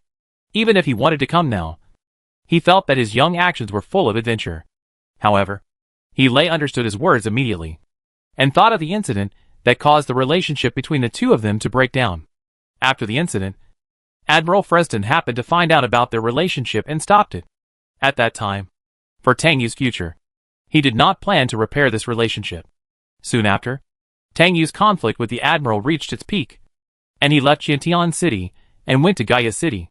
At that time, he thought that Tang Yu used his sperm and the other party's stem cells to cultivate embryos. Which was incredible and infuriating. He felt that he had become an experimental product that the other party could use at any time. However, from the perspective of today, he can only marvel that a scientist who wants to break through the barriers of scientific research is indeed full of attempts and adventures, and will do whatever it takes. They were both silent for a long time. It was almost time for the third A reagent test before he spoke again. He looked at Tang Yu deeply, with helplessness and countless admiration in his eyes, as if he had broken through time and space. He said slowly, "Some people are born to explore and discover the secrets of the world. So people feel that his age is incompatible with existing cognition." Chapter 126. After the quarantine, the president and vice president of the first hospital came to pick up Tang Yu, and he lay from the quarantine room.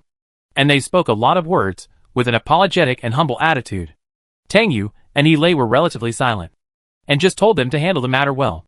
Tang Yu knew very well that this matter would most likely be blocked, because the resistance agent had just been implemented and such a big accident had occurred, which was not conducive to the management of the City of Science and Technology. If the matter was exposed, the sensitive emotions of the people would probably be aroused again.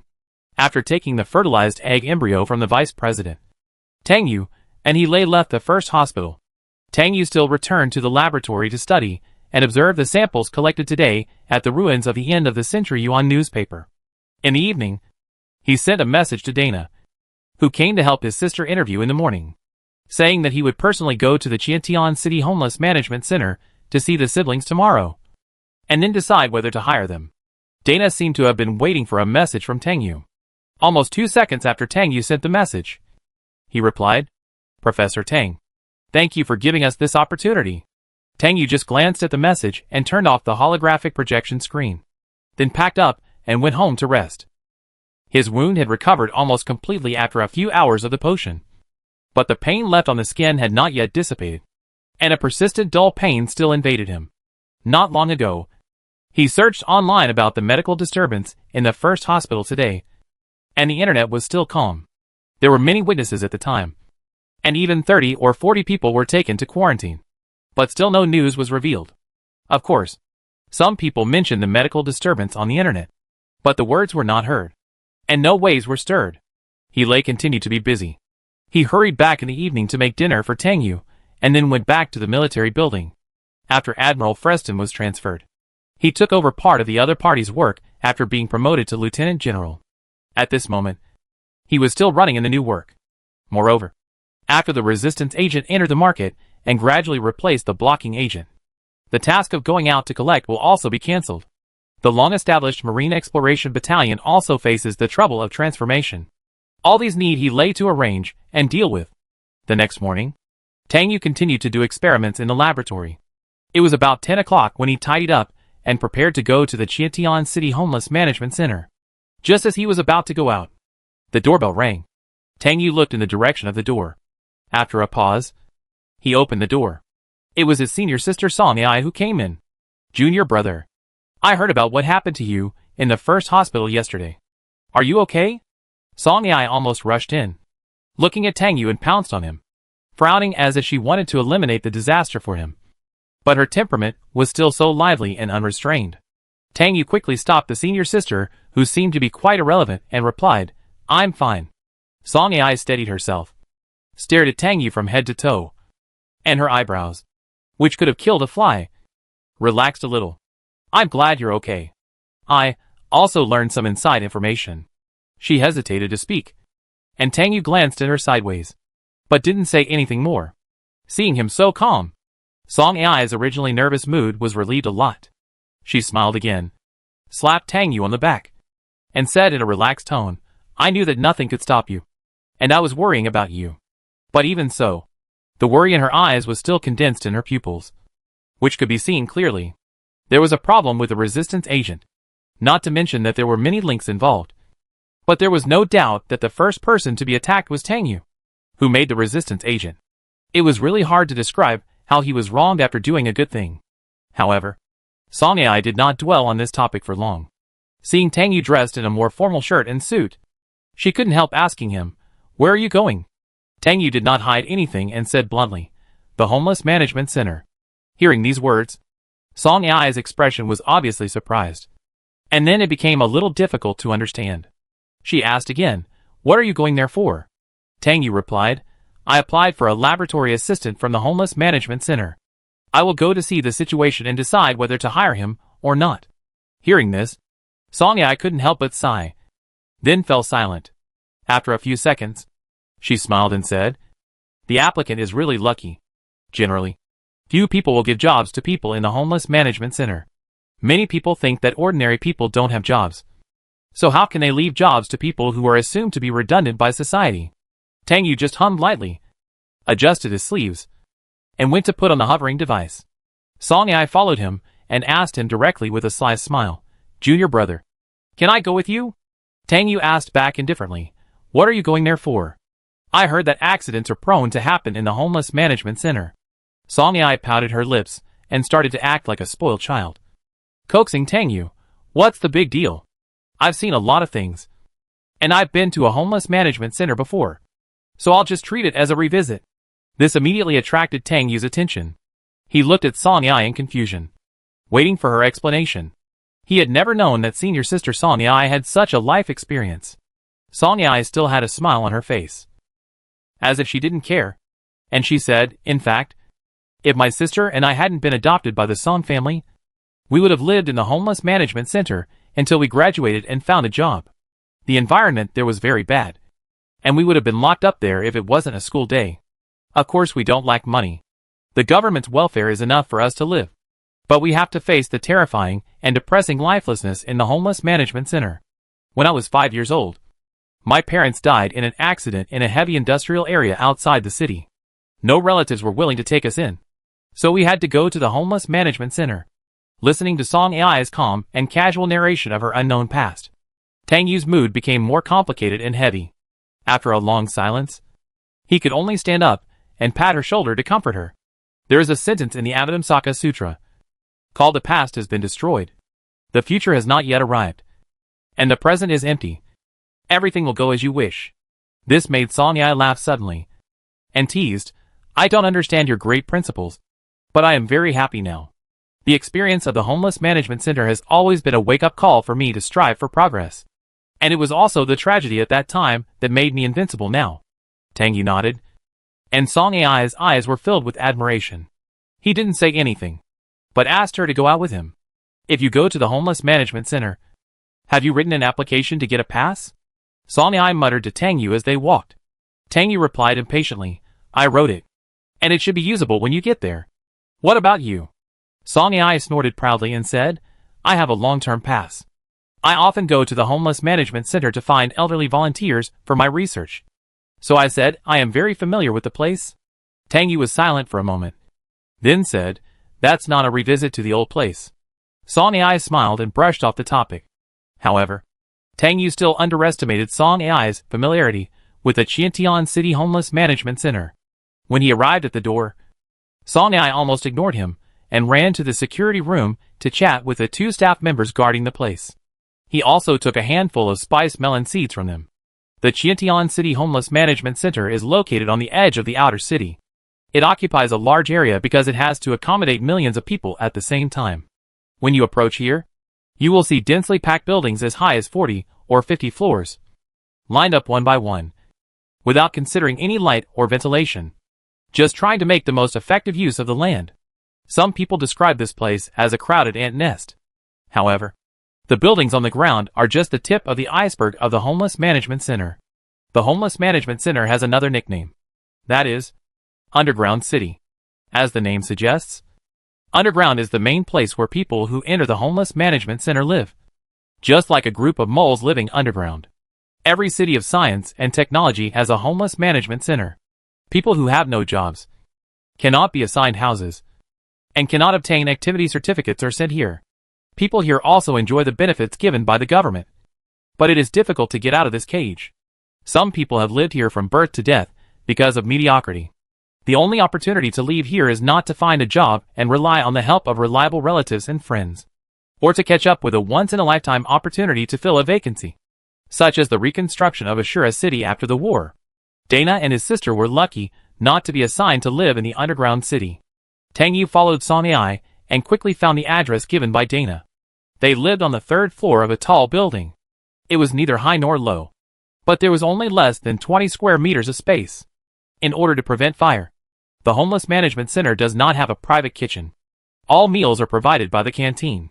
You can eat in or make an appointment for delivery. Therefore, this 20 square meters of space only contains a separate bathroom, a bed, and a desk. Dana also made a hammock for himself. The rest of the space is neatly filled with daily necessities and clothes. This is the scene Tang Yu saw when he knocked on the door of Dana's residence. He was not shocked, because it is normal for people in the end times to live in cramped spaces. As soon as he opened the door, Dana looked apologetic, because the house was too crowded to accommodate 2 adults. Professor Tang, I'm so sorry. I should apply again to take my sister out to see you for letting you come to this place. Tang Yu just said, it's okay. He then carefully walked into the residence, paying attention to the items under his feet. Song Ai followed him silently, looking a little bored. Even though she was familiar with everything in the Homeless Management Center, she would still feel depressed every time she entered here. However, Song Ai soon stopped feeling disappointed. She raised her eyes and saw the girl sitting by the bed, who was as delicate as a doll. However, her golden hair and green eyes made her think of a woman who was quite familiar. When Tang Yu and Dana were racking their brains to think of how to start a topic, she was the first to say in surprise, "Are you Belclova's children?" This immediately attracted the attention of Dana and Gloria, and also attracted Tang Yu's attention. Do you know their mother? Tang Yu tilted his head to look at Song Ai and asked. Song Ai's expression became depressed again, and he nodded with regret. At this time, Gloria, who was sitting beside the bed, said very calmly, "A few months ago, the C-003 starship cabin that went out to explore Kanshui City encountered an extreme gas loss accident. My mother was one of them, and unfortunately died." Hearing this explanation without much ups and downs in the voice, Tang Yu's memory was instantly pulled back to the experience of the first time he followed He Lei and others to go out to perform a collection mission. He vaguely remembered the appearance of the middle-aged blonde woman who was successfully parasitized by the spirit.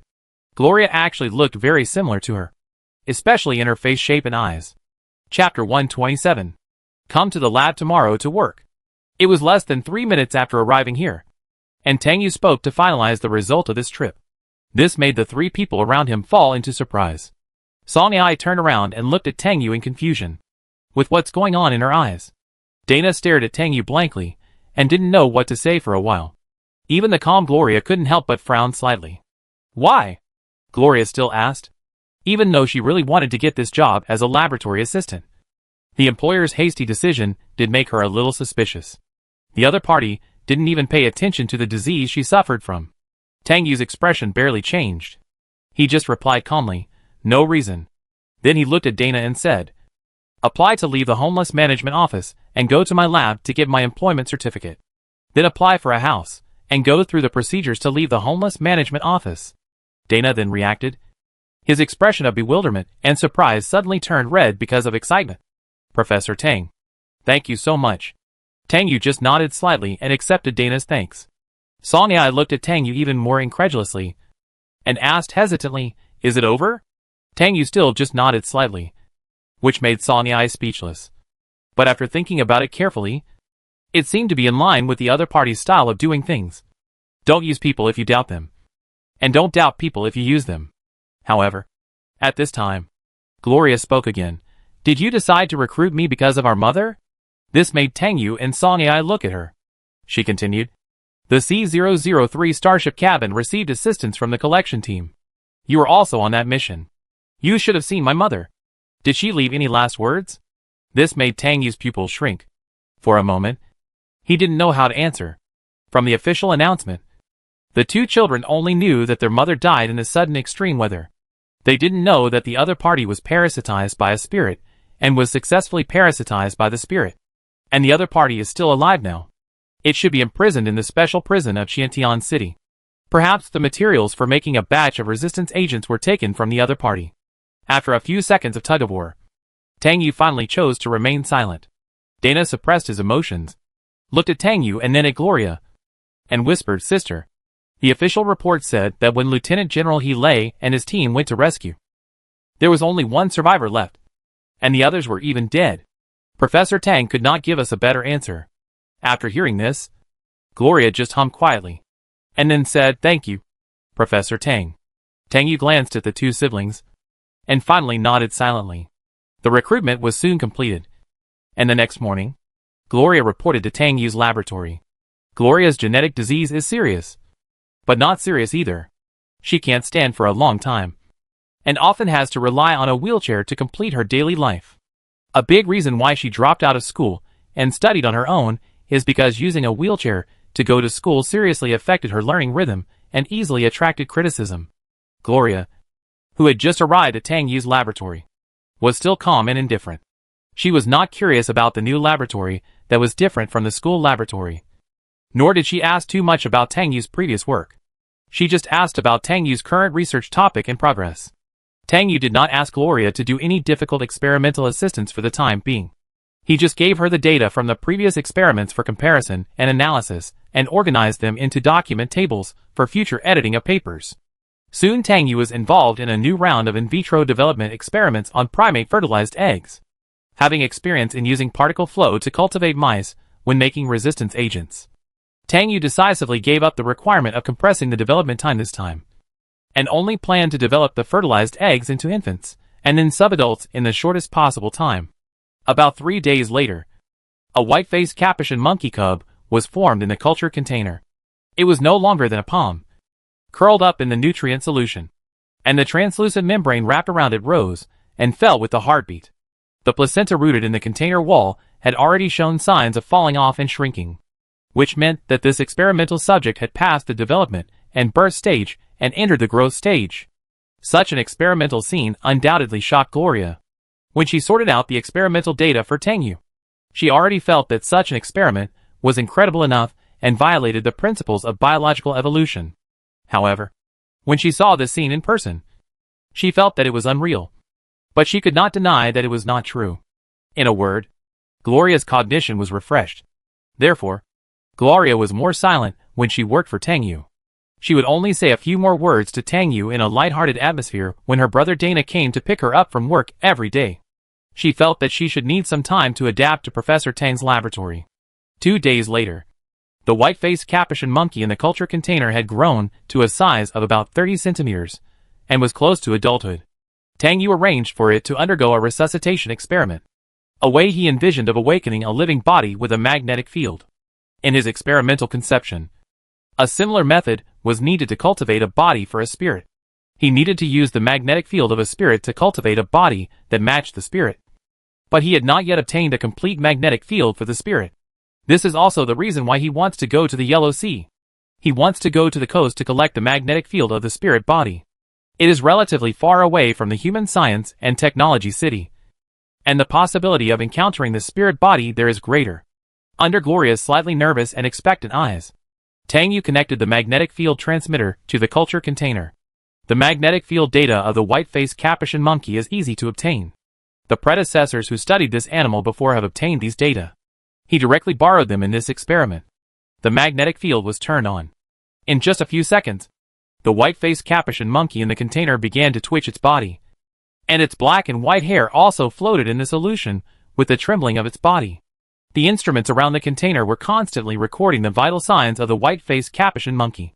When all the data reached normal levels, Tang Yu shut down the magnetic field transmitter and all operations of the culture container, then quickly opened the container and used a special fishing instrument to take out the in vitro developed white-faced capuchin monkey.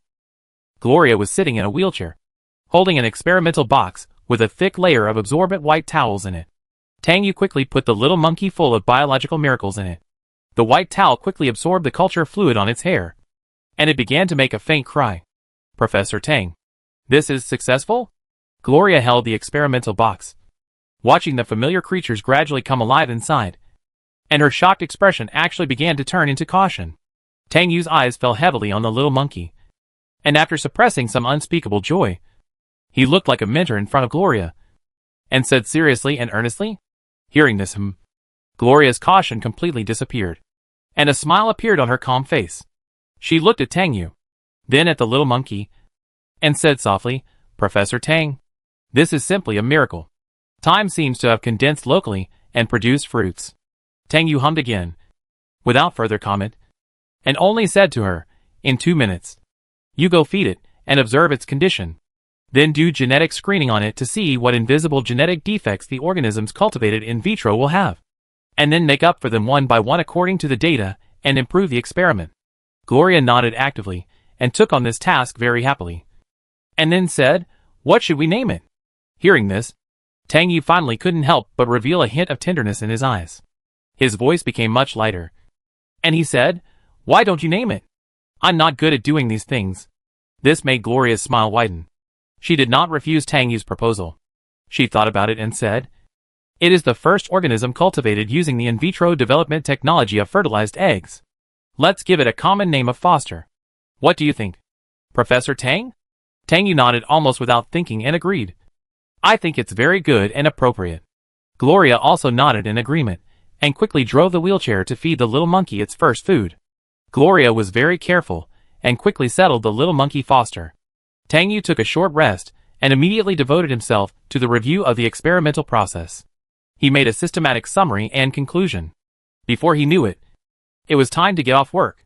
Through external observation, Tang Yu quickly discovered a problem. The monkeys cultivated through the in vitro development technology of fertilized eggs are much quieter and more docile than the monkeys born from the mother.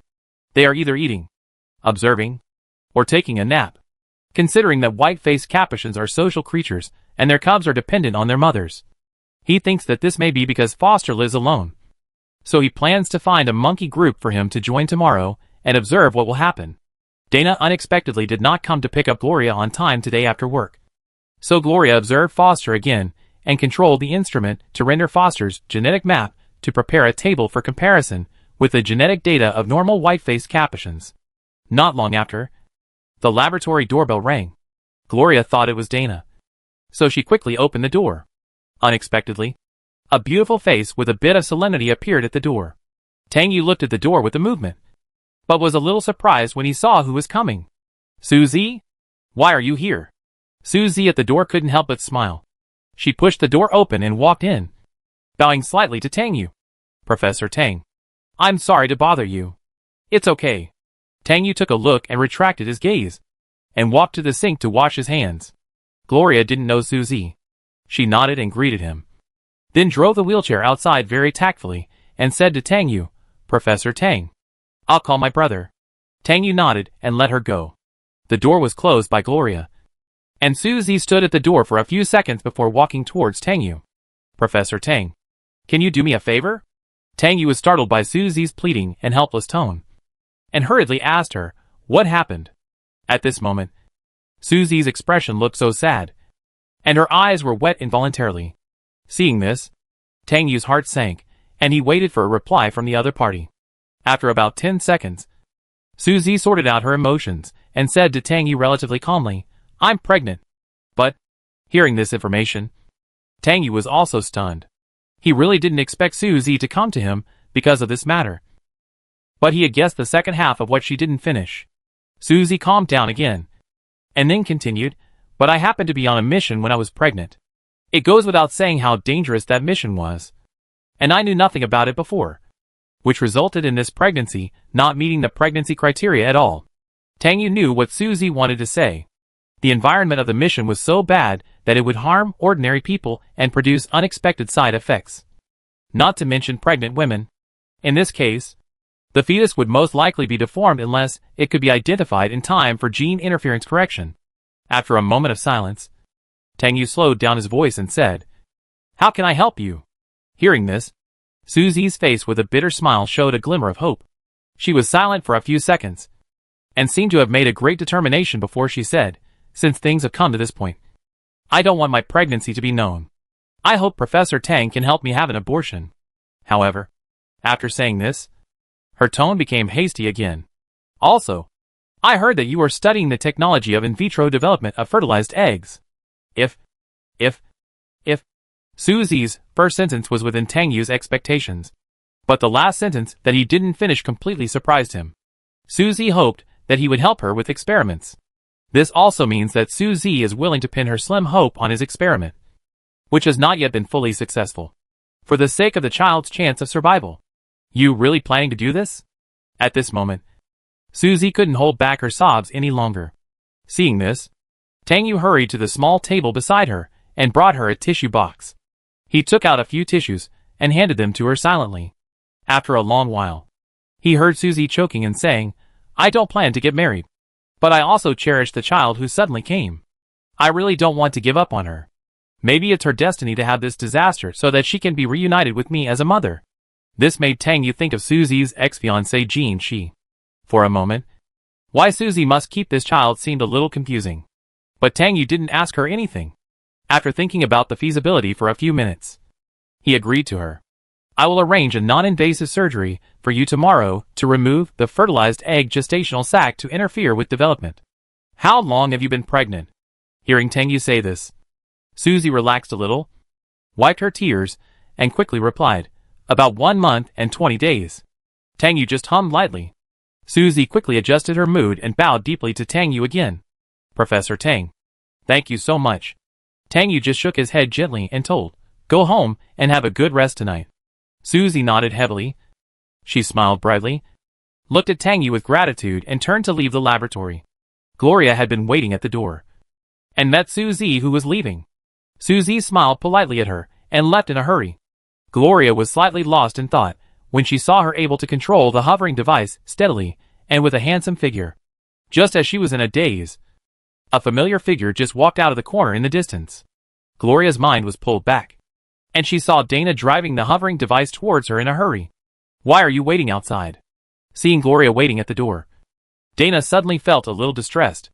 Gloria said bluntly, "Professor Tang just had a guest." As she spoke, her eyes were completely focused on Dana. Not only was he late to pick her up today, but he also looked solemn, as if he had encountered something very difficult.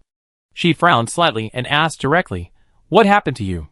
When asked about this topic, Dana was stunned for a moment, then hurriedly shook his head and said, "It's nothing serious. I can solve it." As she spoke, her eyes couldn't help but glance at the door of Tang Yu's laboratory in a subtle and complicated way. Gloria's expression became cold, and her eyes closed gently. "Brother, don't bear all the pain alone. I am your relative." This made Dana's expression more tangled. But then he smiled brightly. He approached his sister, held her cheek and gently kissed her golden hair, and said happily, with a very smart sister, "There is nothing that can't be solved." Chapter 128. This operation was done secretly and quickly. Fortunately, Tang Yu had a well-equipped laboratory and borrowed some rare instruments through favors. The nearly 2-month-old embryo was already more than 2 centimeters in size, and a clear embryo but could be seen, because the operation cut off most of the placental tissue. Tang Yu put this tiny thing into the culture solution prepared overnight, and soon interfered with the cell differentiation of the secondary implantation. He used particle flow technology to stimulate the cells in the umbilical cord area to differentiate and grow rapidly, and regrow placental tissue attached to the wall of the culture container. Then, the work of correcting the mutated genes of the developing embryo was carried out. Tang Yu did not have the idea of completing the rapid development of this embryo. He only hoped that the embryo could grow and develop smoothly in vitro to reach the human baby form and then be born safely. In the early stage of the embryo's in vitro development, Tang Yu almost did not sleep for 3 nights, because the importance of this experiment not only came from the commission of an acquaintance, but also from the fact that it was a rare source of data for his research on the in vitro development technology of fertilized eggs. Gloria also rarely encountered such an important experiment that could be said to witness the milestone development of the genetics and biology circles. She also worked tirelessly with Tang Yu to help record the experimental data without missing a moment. Sometimes she would even forget Dana's words that she was told to take the medicine on time. And then she had to be nagged by Dana for several minutes. After about half a month, the miracle was pushed to high. At this moment, the small embryo has grown into a slightly smaller fetus, corresponding to October's pregnant. It is probably the development stage of September, and it can usher in the moment of birth. The embryo develops into a baby girl, which is quietly satisfied in the cultivation container, and the fragile and tender body can clearly see the pulse beating. After the interference correction of the mutation gene, this little guy finally developed into a normal form. But after all, it is a child who violates the normal childbirth principles to develop in vitro. It is estimated that the physical condition will be much weaker than the normal fetus. Tang Yu did not intend to continue the development of this child to the early childhood stage. not to mention whether it could be completely successful. The current social morality and public opinion would not allow him to do so, because such an experiment was still shocking at the moment. And the use of this technology for humans and for spirits were actually two completely different scientific research and public opinion categories. By the evening of the 15th day, Tang Yu had completely stopped the interference of the alternating trace positive and negative particle flows, and was preparing for the magnetic field awakening. Before this, he had also imagined whimsically whether there would be spirits parasitizing the fetus during the gap between the development of the fetus. But the result made his idea fall through. But he could not help but feel fortunate. It is highly likely that when a spirit is parasitizing, it will consciously match the magnetic fields of both parties, and will not act rashly. Most of the spirits that fail to parasitize have lost the bet. Looking at the baby that is about to be born in the culture container, Tang Yu actually felt that a feeling of joy that was even more than the success of the experiment suddenly emerged from the bottom of his heart. He couldn't help but think of the use of Yilei's sperm and his stem cells to cultivate cell tissues a few years ago. If the current technology is used, the experiment should be successful. The bold attempt at that time undoubtedly laid a solid foundation for his current experimental results. After observing the culture container for a long time, Tang Yu stretched his body slightly, and then called Gloria, who was resting temporarily, and said to her, "When you come tomorrow morning, there is no need to display the sign 'Do Not Disturb' during the experiment at the door. The baby products I ordered online have been delivered to the lobby of the building. I will pick them up later. When you ask Dana to pick you up, wait for me for a while. You can leave when I come back." Gloria nodded quickly and said, "Don't you need me to stay and help you?" Tang Yu only said, "I notified Miss Susie to come over, and she will help you." After that, he went to the side and put on the hovering device, ready to go out. "Okay, I will take good care of the baby." Gloria smiled slightly.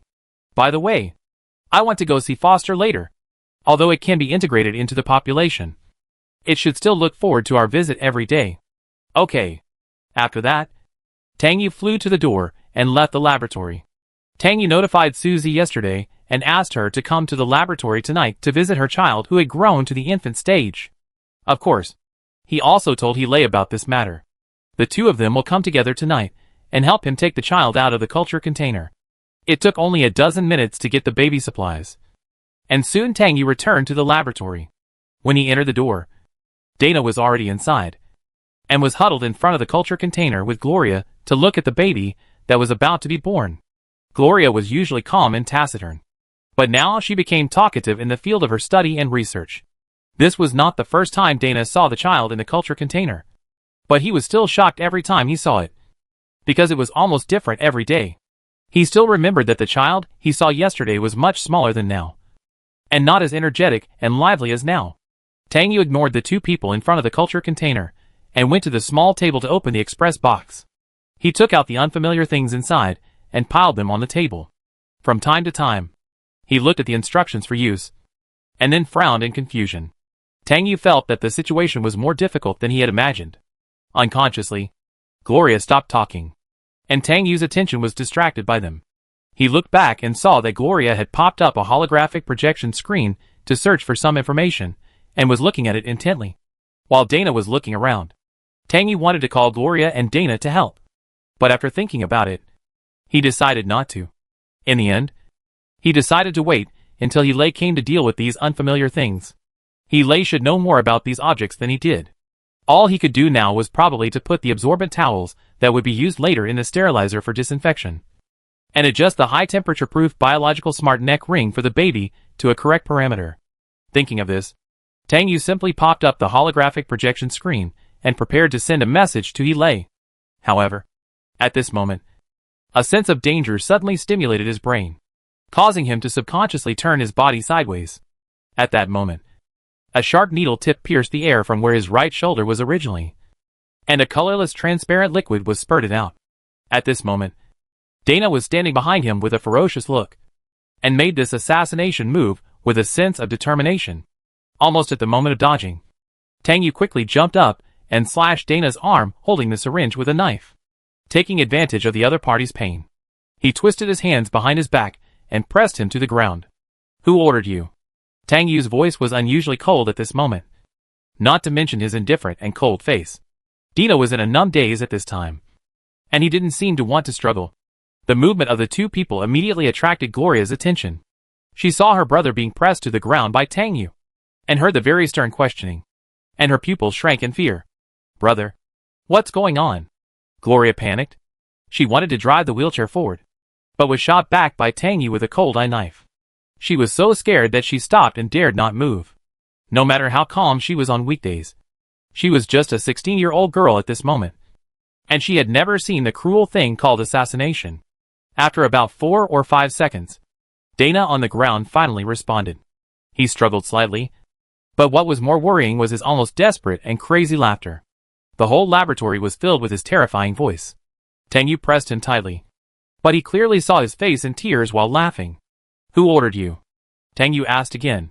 This time Dana reacted quickly, but he just shook his head, and tried to raise his eyes to look at his sister not far away, and said hoarsely, "Gloria, you have to live well." Tang Yu listened to him as if he was saying his last words, and became more alert. But he also softened his tone and said again, "Tell me who ordered you. I won't hold you responsible."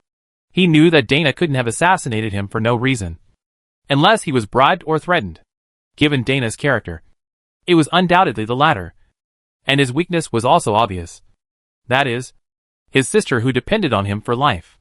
Dana laughed even more sadly. He moved his lips and said, "I'm sorry."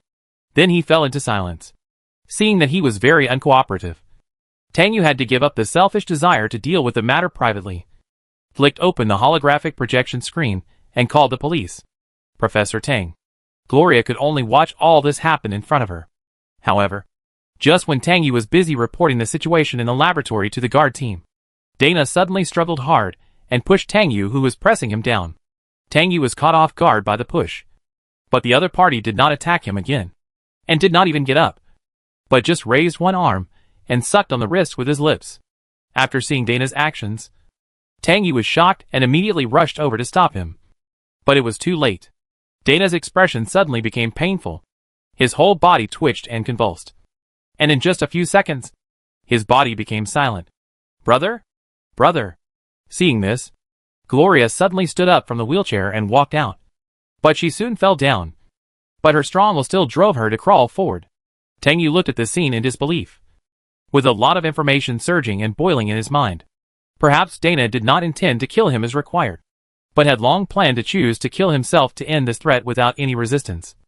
Otherwise, he would not have suddenly ended his life without settling Gloria. This was the best way Dana could think of, which not only saved Tang Yu's life, but also took the initiative to end this threat. Gloria quickly grabbed Dana's sleeve, crawled forward one step, and finally came to the other side. But all she could see was her brother's face that had lost its blood and life. The chemical poison could take a person's life in an instant, leaving no hesitation for the person who used it. At this moment, Gloria could only calmly stare at Dana's face. She stretched out her hand and gently closed his dilated pupils, silently shedding tears. This was supposed to be an evening full of joy, because a little life full of miracles was about to be born. But at this moment, a fresh life suddenly died. The security personnel of the Research Institute building came faster than the guards. Scorching and Song Ai also rushed over immediately after hearing the news. When the guards came, Dean Jiang also rushed over. No one expected that in such a safe place as the Research Institute building, someone still dared to reach out to assassinate here.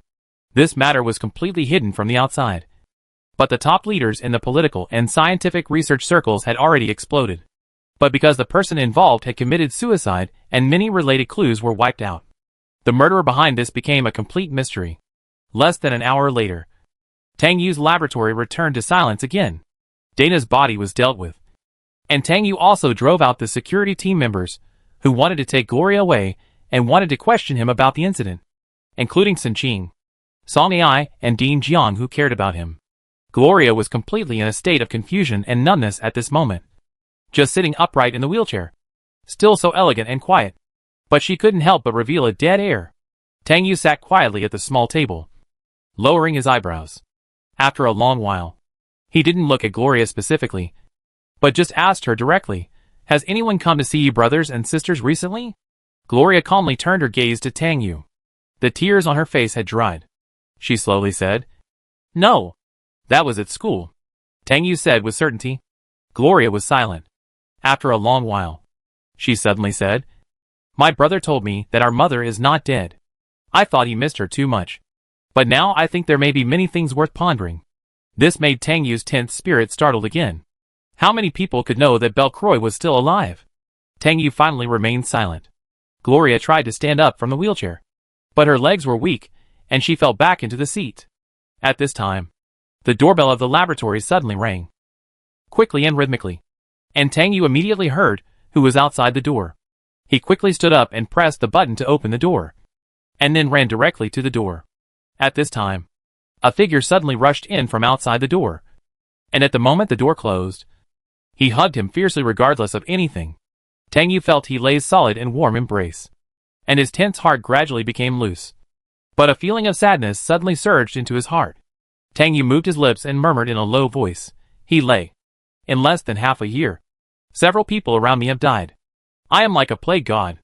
As he said this, he couldn't help but lower his eyes to cover up the surging emotions. These words shook He Lei's heart. He hugged Tang Yu tightly again before letting him go. He lowered his head and said sincerely and comfortingly, "Don't talk nonsense. Everyone has his mission. Your mission is to do the experiment well. Leave the rest to me." God knows how his heart beat when he heard that Tang Yu was assassinated again. Fortunately, the other party escaped danger again. Tang Yu raised his eyes and looked at He Lei, looking at him deeply, as if pondering the truth of his words, and finally hummed lightly. Gloria's eyes only swept over Tang Yu, and He Lei lightly, ignoring the overly ambiguous atmosphere between them. She quickly immersed herself in her chaotic thoughts. But she did not forget to remind Tang Yu to take the baby out of the culture container quickly. Apart from the obvious numbness, Gloria was calm and peaceful at the moment, as if she had not just lost a brother. She did not care about the joint guilt brought to her by the suicide of her relatives. She was just like a cold and noble lily standing in the setting sun, alone. After a moment of depression, Tang Yu immediately cheered up and began to disinfect the entire laboratory and replace fresh air. He Lei helped him, and Gloria also helped from time to time. Everything developed so naturally, as if Dana's suicide had never happened. Soon Susie also rushed over, but she didn't know what kind of tragedy had happened in Tang Yu's laboratory not long ago. There is no such thing as a fire that cannot be covered up, because it cannot be ignited at all. Except for some insiders, this matter will only remain a secret. Not only because the problem of the resistance agent happened not long ago, but also because the society is in a sensitive and turbulent state at the moment. And Tang Yu is an excellent soothing agent and calming pill. Suzy is standing in front of the culture container at this moment, looking at the fetus inside. Even as a military doctor, she can hardly imagine that the little guy who was still a fetal bud half a month ago has become a shape that can be born in the blink of an eye. Her hair is very black and thick, even through a layer of fetal membrane. It can be seen clearly, and her clenched little hands are so cute, as if containing infinite power. "Professor Tang, I can't believe this is true." Suzy couldn't help but murmur. Her eyes were already wet. Tang Yu also approached the container and touched the wall of the container, staring at the child inside and said, "This is technology. It's a fact." After saying that, he stood up. "Wait half an hour, and you can take her out." Suzy nodded. Her face was so excited that she couldn't control herself. Tang Yu was silent for a while, and then said, "Can you keep her for a while so that I can continue to do experimental observations?" Such a request did not surprise Suzy. She just smiled lovingly, her eyes full of children. "Of course. It's her honor. You gave her a second chance at life." Soon, the awakened fetus was taken out, and the tiny cries gradually floated out of her fragile body. This laboratory suddenly lost a life 2 hours ago, and 2 hours later, a new hope was born. Chapter 129. Tang Yu asked He Lei to help him negotiate, and finally saved Gloria. The super government is still paying attention to the investigation of the murderer behind the scenes, but the progress of the security team is slow, and no specific results have been obtained yet. After Dana completed the autopsy report process, he was arranged to be cremated in a funeral home. 3 days later, the staff of the funeral home notified Gloria to pick up her brother's ashes at the instruction of the security team, and recorded Dana's name on the open-air memorial wall of the dead in Xiantian City Cemetery. Because Dana was a criminal who attempted murder and committed suicide, the security team did not allow him to hold a funeral. Gloria was silent for a long time after hearing this notice, and finally had to agree to the official result. After Tang Yu called Suzy to take her child away, he personally sent Gloria to the funeral home to pick up Dana's ashes. This was the second time he had been to the funeral home in the past 6 months. Xiao Su's funeral was still vivid in his mind. Today the sky was gray, and the thick clouds weakened most of the heat. In the eyes of the people in the city of science and technology, it was a rare good weather. But such a heavy weather was also like his mood at the moment. Heavy and empty. He was actually very worried about Gloria's mental state. Although he was the one who was assassinated and almost lost his life, he had experienced a lot of such things and didn't care about a small assassination. Instead, he was more worried about this young and often silent girl. Soon, the light energy suspension vehicle landed at the funeral home parking area near the edge of the outer city. Tang Yu had already contacted the staff of the funeral home and could just go there to pick up the things. This time, Gloria did not come in a wheelchair, but walked directly on the ground. She slowly got off the light energy suspension vehicle and walked forward at a very slow pace. Moreover, she walked very quietly and elegantly, which made people feel that she was a slow-tempered person, not a person with a genetic disease in her legs. Tang Yu accompanied her silently beside her. It took about 3 times as long to walk the 5 or 6 minute walk. But Gloria was still very calm, neither showing any tiredness nor dissatisfaction with her physical condition. Seeing her persistence, Tang Yu felt a little relieved. The other party was so stubborn and tenacious, so she must have great hope to live well. The funeral home staff, who was responsible for handing over Dana's ashes, was an old man over 50 years old. He seemed to have heard some rumors about Dana. When he handed the urn to Gloria, his attitude was not very good. He muttered a few unpleasant words to himself, and then sent Gloria away quickly. Seeing the other party's appearance, Tang Yu directly threw a cold eye knife at him. At this time, the old man realized that there was another man behind Gloria, and he looked familiar. After recognizing Tang Yu, the old man was stunned. But before he could say anything, Tang Yu took the urn that was not even as big as a palm from Gloria's hand and helped her walk out. The funeral home had a noisy and deserted feeling. Their figures were not very conspicuous in the hurried and sad crowd, and soon disappeared from the old man's sight. After returning to the light-powered suspension car, Tang Yu dared to ask Gloria, "Are you okay?" Gloria just shook her head and said calmly, "I'm fine. My brother used to carry me on his back. This time it's my turn to take him back." Hearing this, Tang Yu suddenly felt mixed emotions. Gloria stared at Tang Yu with a heavy gaze, and after hesitating for a long time, she asked, "Professor Tang, my brother is the murderer who assassinated you. Why don't you punish me and help me?" This is a question that has been hovering in her heart for a long time, wrapped in a strong sense of guilt and rooted in her heart like a thorn. This was not unexpected by Tang Yu, but after a moment of silence, he just said, "You will know later." He helped Gloria, in fact, more out of his struggle against this doomsday. Gloria showed a little surprise, but soon shifted her gaze to the car window. The light energy suspension car slowly rose and flew towards Gloria's current residence. Tang Yu took advantage of this time to open the holographic projection screen and sent a message to Lei, asking him if he could arrange 2 soldiers to assist him in going to Huahai to do the experiment. The 2 soldiers who had been arranged to protect him before would be good. Lei did not reply in time, so Tang Yu opened the chat window with Suzy again, and told the other party not to forget to bring the child to him tomorrow to get the relevant vaccinations, because Suzy's child was raised in a special way, in order to ensure that every step was correct and would not endanger this fragile little life. He decided to do everything himself. He specially consulted a senior pediatrician to confirm a practical operation plan. However, while typing, Tang Yu suddenly felt his scalp tingling. At this moment, the light energy suspension car suddenly shook, and even had a tendency to fall out of the flight track, and was about to collide with the light energy suspension car that was also out of control, only to hear a shrill alarm sound in the light energy suspension car. Alarm! Alarm! The control system is temporarily out of control due to the geomagnetic storm, causing slight shaking. Passengers, please fasten your seat belts. The control system is automatically correcting. Passengers, please fasten your seat belts. Correction successful. Correction successful. Hello passengers. Welcome to use the light energy suspension car driven by the EA1 system for your intelligent driving. And you will arrive at your destination in 1 minute. Please prepare for landing.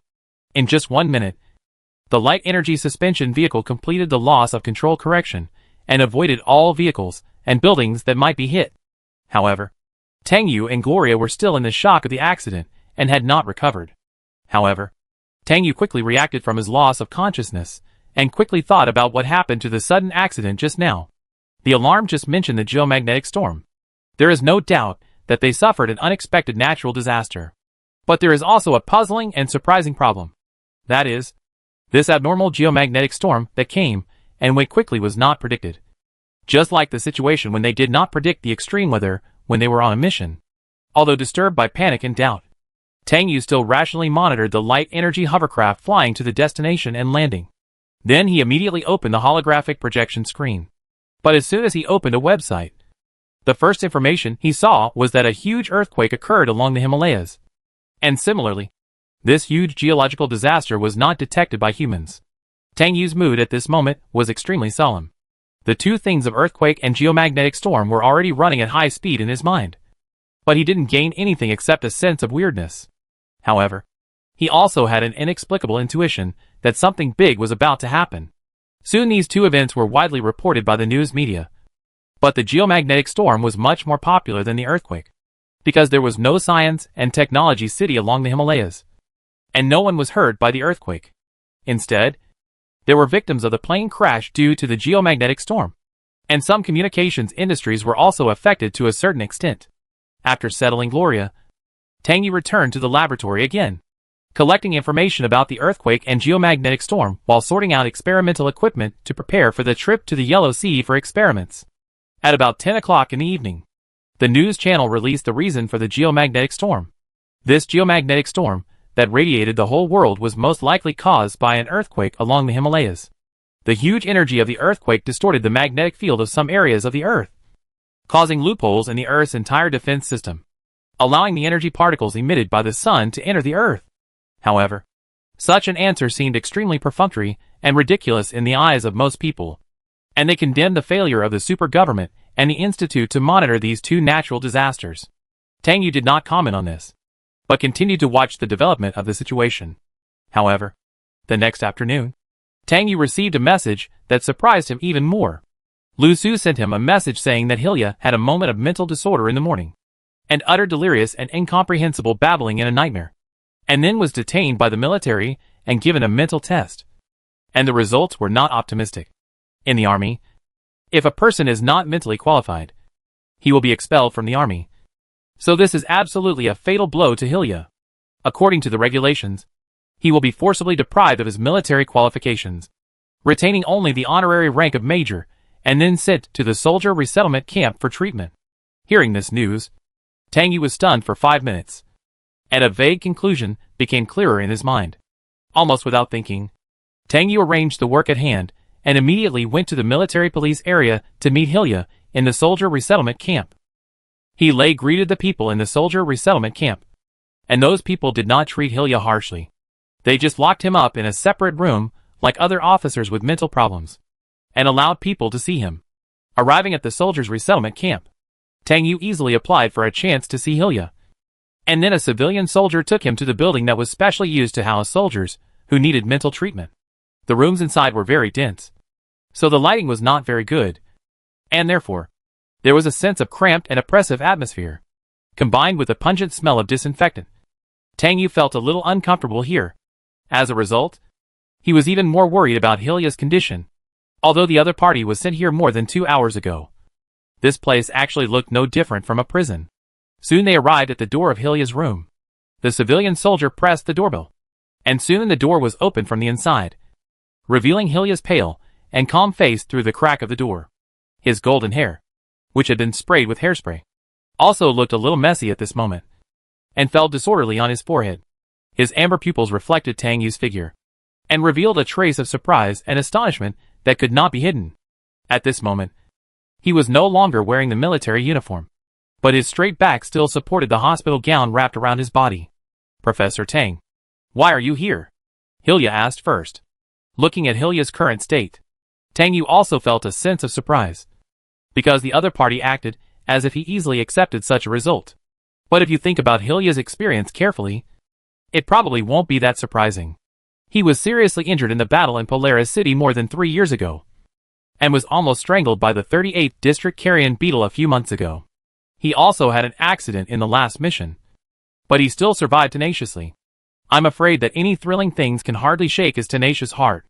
I came to talk to you about something. Tang Yu immediately changed his words. This made Hilya surprised again, but he just nodded and let Tang Yu go into the room to talk. Tang Yu walked in and closed the door gently. Hilya took 2 steps forward and brought the only chair over, asked Tang Yu to sit down, and sat on the edge of the bed himself. Tang Yu was silent for 2 seconds before saying, "Your performance is beyond my expectations." Hearing this, Hilya couldn't help but laugh, and his pale face suddenly became lively. His amber eyes stared at Tang Yu and said softly, "If I'm not mistaken, the main reason why you came here, Professor Tang, is that you are worried about my condition." He lowered his eyes slightly. "I did have several experiences of escaping death." Tang Yu did not deny what he said, and continued, "Are you okay now? I heard what Lu Su told me about your morning." Hilya nodded without hesitation and said, "In fact, I had a premonition that there would be such a day. Since returning from the last mission, I often have nightmares, dreaming of the ocean and elves. You also know that once a person is under great pressure and is mentally sensitive, a little stimulus will lead to hysteria." Hearing this, Tang Yu rubbed his fingers involuntarily. After a long while, he said, "Is it because of yesterday's earthquake and geomagnetic storm?" Hilya nodded slowly. "Yeah." Tang Yu couldn't help but take a deep breath. His indifferent face was now filled with worries, and at first glance, he looked gloomy. Seeing Tang Yu like this, Hilya couldn't help but smile and asked, "Professor Tang, what do you want to talk to me about? You can't be looking for me to do research with you, because I'm unemployed." Hearing the second half of his joking sentence, Tang Yu nodded without any hesitation. "I'm in need of people. If you don't mind, do research with me. You are He Lei's right-hand man. I guess he is thinking about how to get you out to continue working." This made Hilya look surprised again, but he soon accepted this fact. "Yesterday evening, Brother Lei mentioned to me that he would arrange someone to protect you when you go out for experiments. In this case, I think I can really come in handy. At least I have rich experience in fighting against carrion beetles, and have had close contact with spirits. Brother Lei is also very confident that I can protect you when you go out." This made Tang Yu's heavy mood suddenly less depressed, because at this moment, Hilya's eyes, in addition to the calmness he saw when he first entered the door, also had a hint of hope and longing for the future. The conversation ended quickly, because Tang Yu had to do some things related to Hilya next. He directly hired Hilya as an experimental assistant and needed to assist Hilya in transferring from the military. He was not very clear about this specific operation, so he went directly to He Lei. Hearing Tang Yu say that he wanted to pull Hilya to do research together, He Lei did not object. On the contrary, he agreed very much. After all, it not only properly placed the excellent subordinates, who were mentally abnormal and could not continue to serve in the army, but also allowed the people he cared about to be well protected. He Lei had been paying attention to Hilya's affairs for a long time, but he did not expect that this cruel day would come. Hilya was undoubtedly an excellent soldier. Soon this matter was settled. Hilya immediately regained his freedom, and no longer had to accept the military's mental treatment. He himself also fully understood why he became like this. The procedural treatment of the military was useless to him. On the eve of heading to the Yellow Sea, Qiantian City held an offline meeting of the top leaders of each city. So Qiantian City ordered a total curfew, and Tang Yu's trip to the experiment had to be postponed. On the day after the meeting, when the top leaders of each city went back to their homes, Tang Yu unexpectedly received an invitation from Gaia's city lord Sahil, asking him to go to the Octagon building to meet him. Chapter 130. Tang Yu went to the Octagon building as promised. Sahil borrowed a highly private conference room in the Octagon building. Tang Yu had never been there before, so he asked someone and took a detour to get to the door. After opening the door and entering, Tang Yu saw a young man leaning his elbows on the conference table thinking. His black hair was scattered on his forehead, which was inconsistent with his serious and meticulous expression at the moment. At first glance, it was easy to mistake him for a rich kid, not the majestic city lord who governed a city of science and technology. Hearing the movement at the door, his blue eyes turned to the door at once, watching Tang Yu slowly approaching, and a smile gradually appeared in his eyes. "Mr. City Lord," Tang Yu spoke first. Sahil stood up with a smile. walked towards Tang Yu. And when he came to his side, he put his arm around Tang Yu's shoulders without any ceremony, and led him to the conference table. I am very relieved to see that you are still alive. Tang Yu glanced at him, ignoring his speech that seemed to have just been connected to the internet, and only said, you are really amazing. You can even meet me in Xiantian City. Sahil smiled silently, pulled out a chair for Tang Yu. Sit down. Tang Yu sat down, and Sahil also sat down beside him. After a second of silence, Tang Yu took the initiative to ask, how is Wenyuan now? Speaking of this, Sahil looked more relaxed and said to Tang Yu, you have recovered well. And now you have managed your laboratory in an orderly manner. When will you return to Gaia City? The address on your ID card is Gaia City, not Xiantian City. Soon. Tang Yu just said this to him. Sahil suddenly laughed. He adjusted his suit cuffs, and then looked at Tang Yu meaningfully and said, so your research on the in vitro development technology of fertilized eggs is about to succeed? You always dare to take risks and do many incredible things. But I was instigated by you to make the biggest gamble of my life. And I don't think it's strange. Tang Yu said the same thing. Soon. In fact, Tang Yu was framed as a spirit parasite because of a plot he and Sahil, who was then the deputy city lord of Gaia, had set up together. Sahil's benefit was naturally the position of the city lord of Gaia, and his own benefit was to ensure the successful research of the final fertilized egg in vitro development technology. Listening to Tang Yu's perfunctory words, Sahil smiled helplessly, and couldn't help but complain that this solid ally was still the same. After 2 seconds of silence, he couldn't help but ask, in fact, I have always been curious. Why as a medical biohuman researcher, you are so keen on spirit parasitism? I remember that you talked about spirit parasitism on the eve of your capture by Xiaoshan Zhengzi. Tang Yu just gave him a meaningful look, then stood up and walked to the window, pulling open the heavy curtains. Today the sky was clear again, without any trace of earthquakes or geomagnetic storms. He talked about something else and slowly said to Sahil, when I was out on a mission with the collection team, I saw a very beautiful natural landscape. Layers of light and shadows lurked in the misty green forest, arranged in rows from far to near, emitting holy light all the time. At that time, I thought that this was probably a very common natural masterpiece more than 200 years ago. Sashi was stunned by this. Then his expression became serious, and then turned into a helpless smile. And he said jokingly, you have a good literary foundation. However, just after saying this, his expression became very solemn, and suddenly talked about another topic. After the resistance agent was put into use, I visited Ashura City once. After being attacked by carrion beetles, the atmosphere there became difficult to describe in a few words. Especially after I returned to Gaia City. This difference became more and more obvious. Then, I gradually experienced this feeling in Gaia City recently, especially after earthquakes and geomagnetic storms. This made Tang Yu withdraw his gaze from the sky. He turned to look at Sahil, whose face was full of worry, and a hint of hesitation appeared on his indifferent expression. Then he heard Sahil say heavily, then, a spiritual parasite appeared in the Maiden family. That is, my cousin. In order to avoid the impact, she was secretly sent to the special prison in Gaia City for detention. I think this is a sign that is more terrible than the attack of the carrion beetle. This made Tang Yu speechless for a long time, and Sahil also fell into silence. In less than half an hour, Tang Yu ended the conversation with Sahil.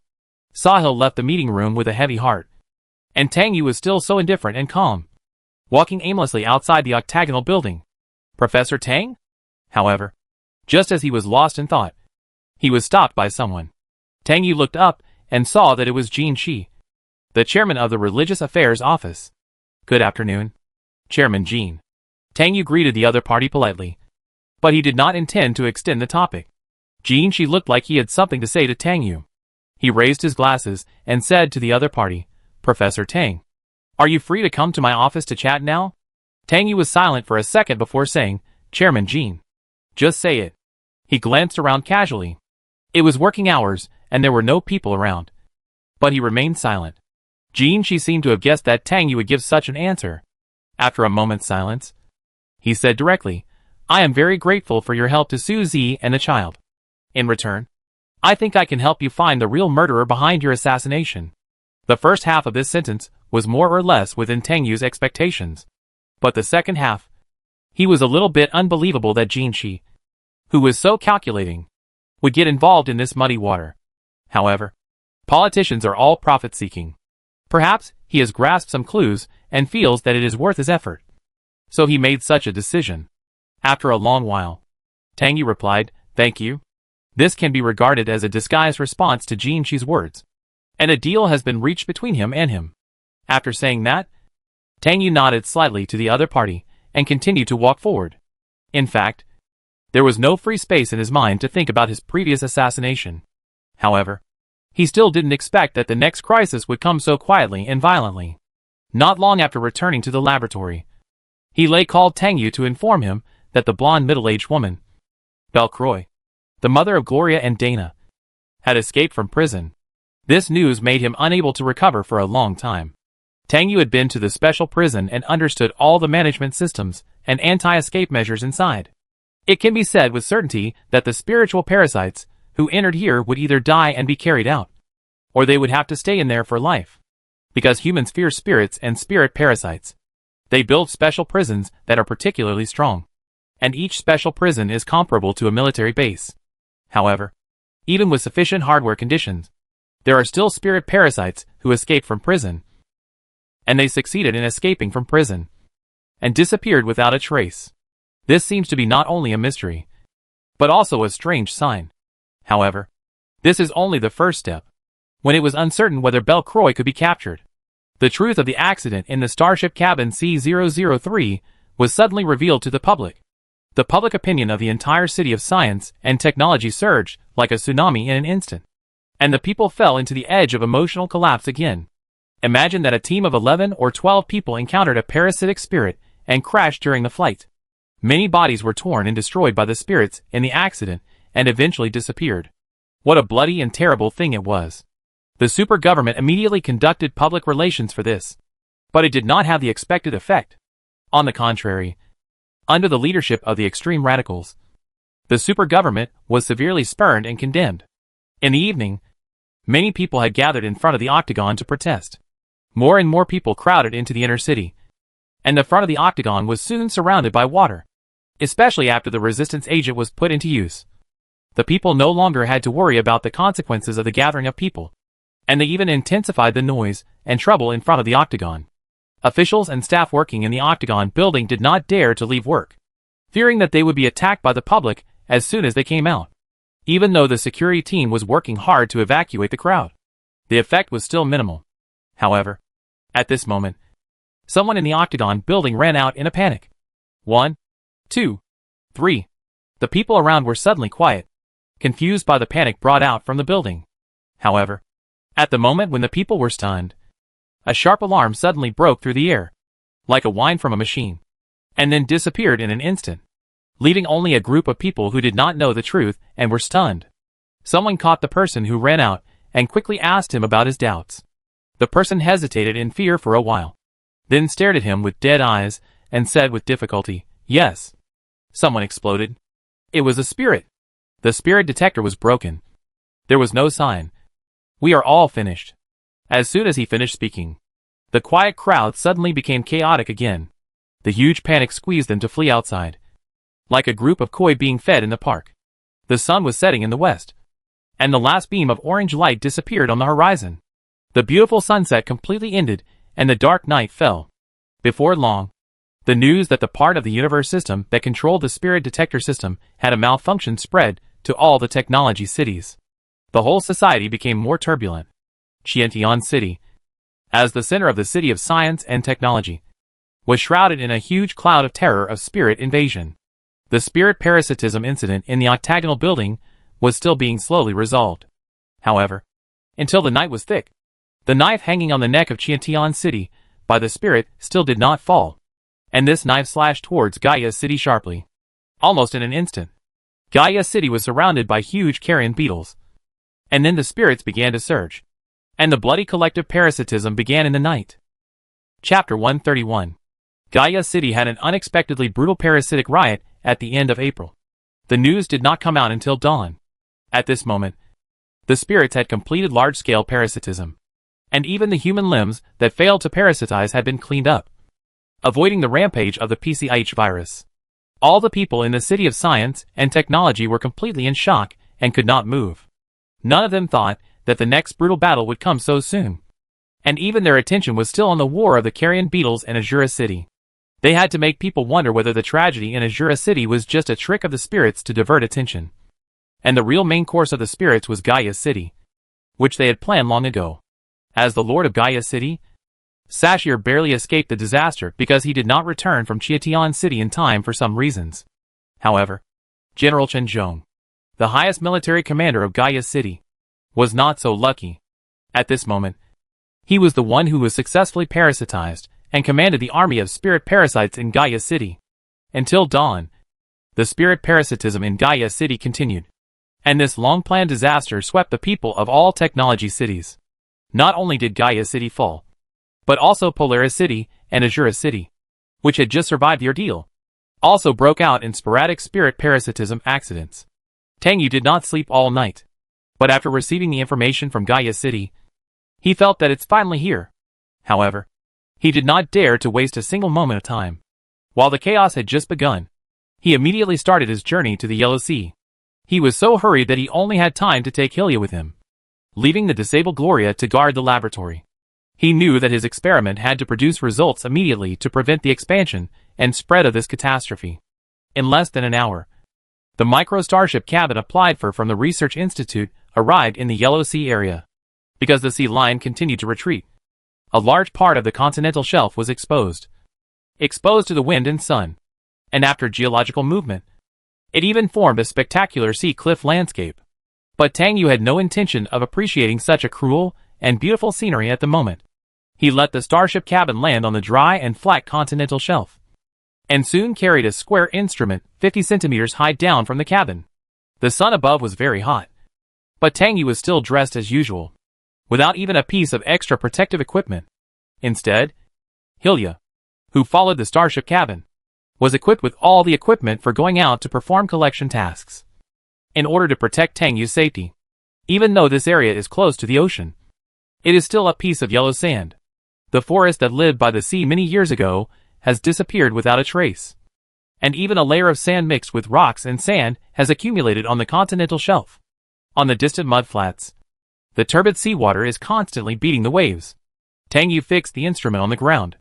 It was a thing that was specially modified according to his idea by someone who had found a spirit detector.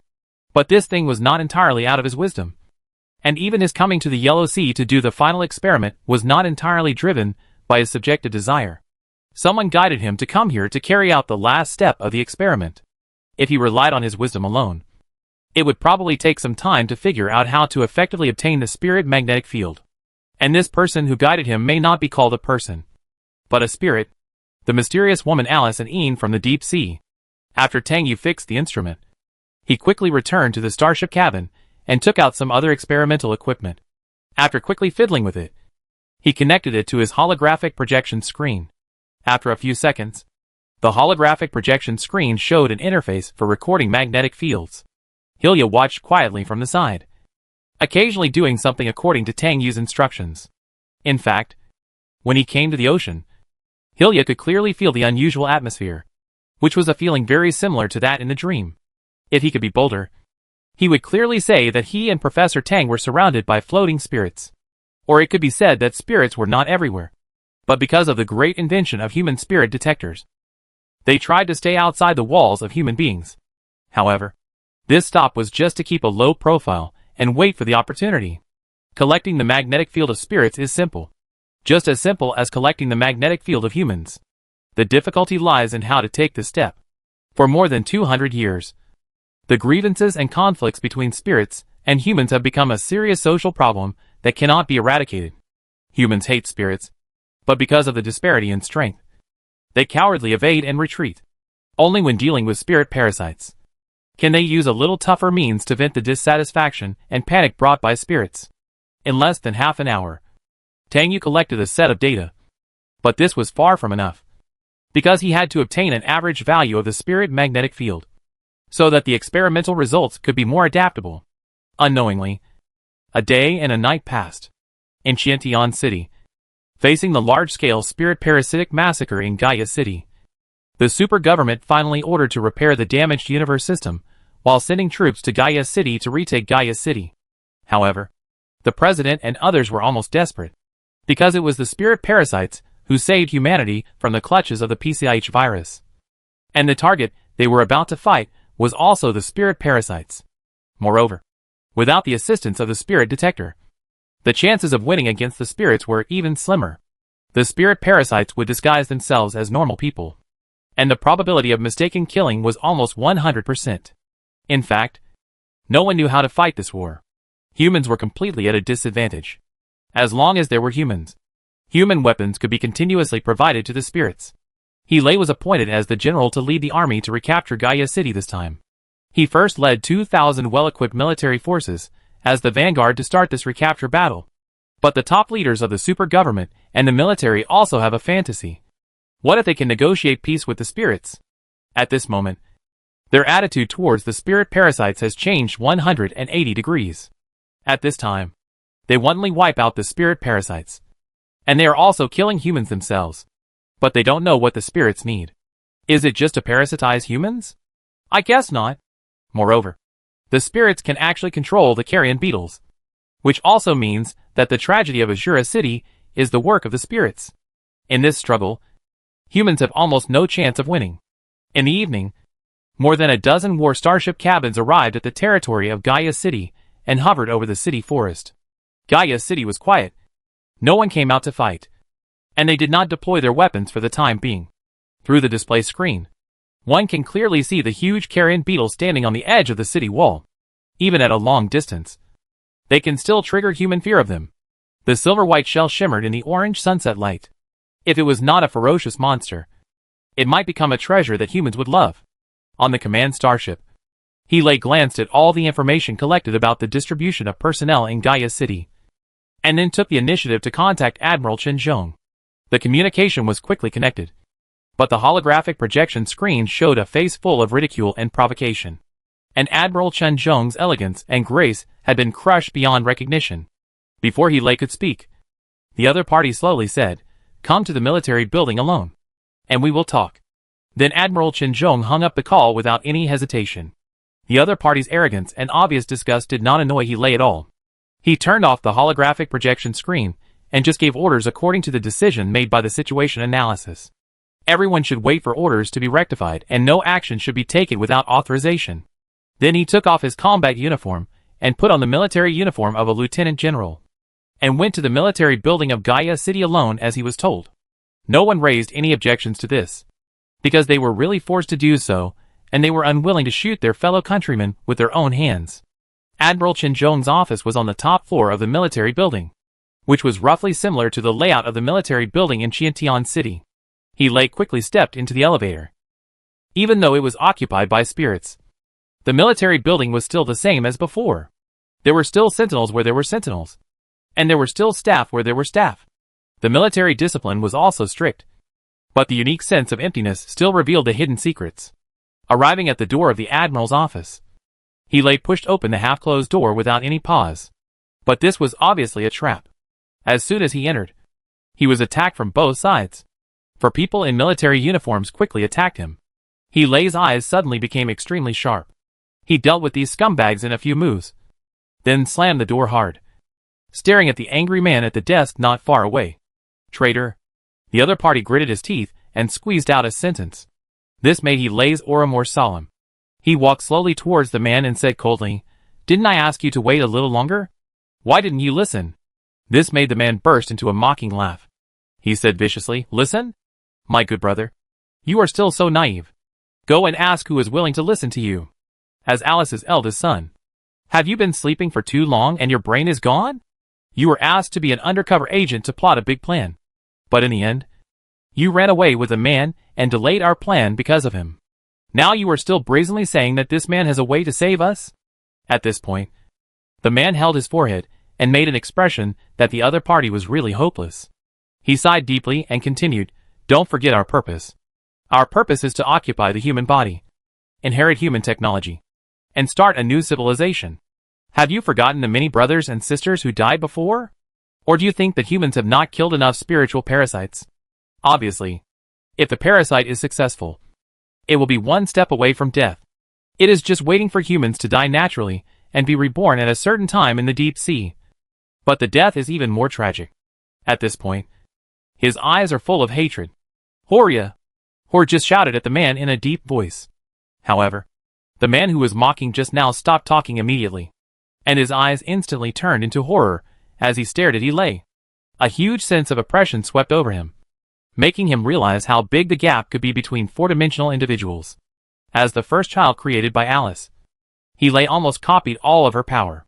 However, even in the face of huge oppression, Hualea still said with difficulty, "You can't stop me. A spirit like you who only protects humans is not worthy of Alice's child. I should have killed you in that ruined city a long time ago," which would have made humans panic. "You are their great spiritual pillar," which would have been more conducive to the implementation of the plan. However, the only response he got was Ilay's extremely low silence and sharp, cold eyes.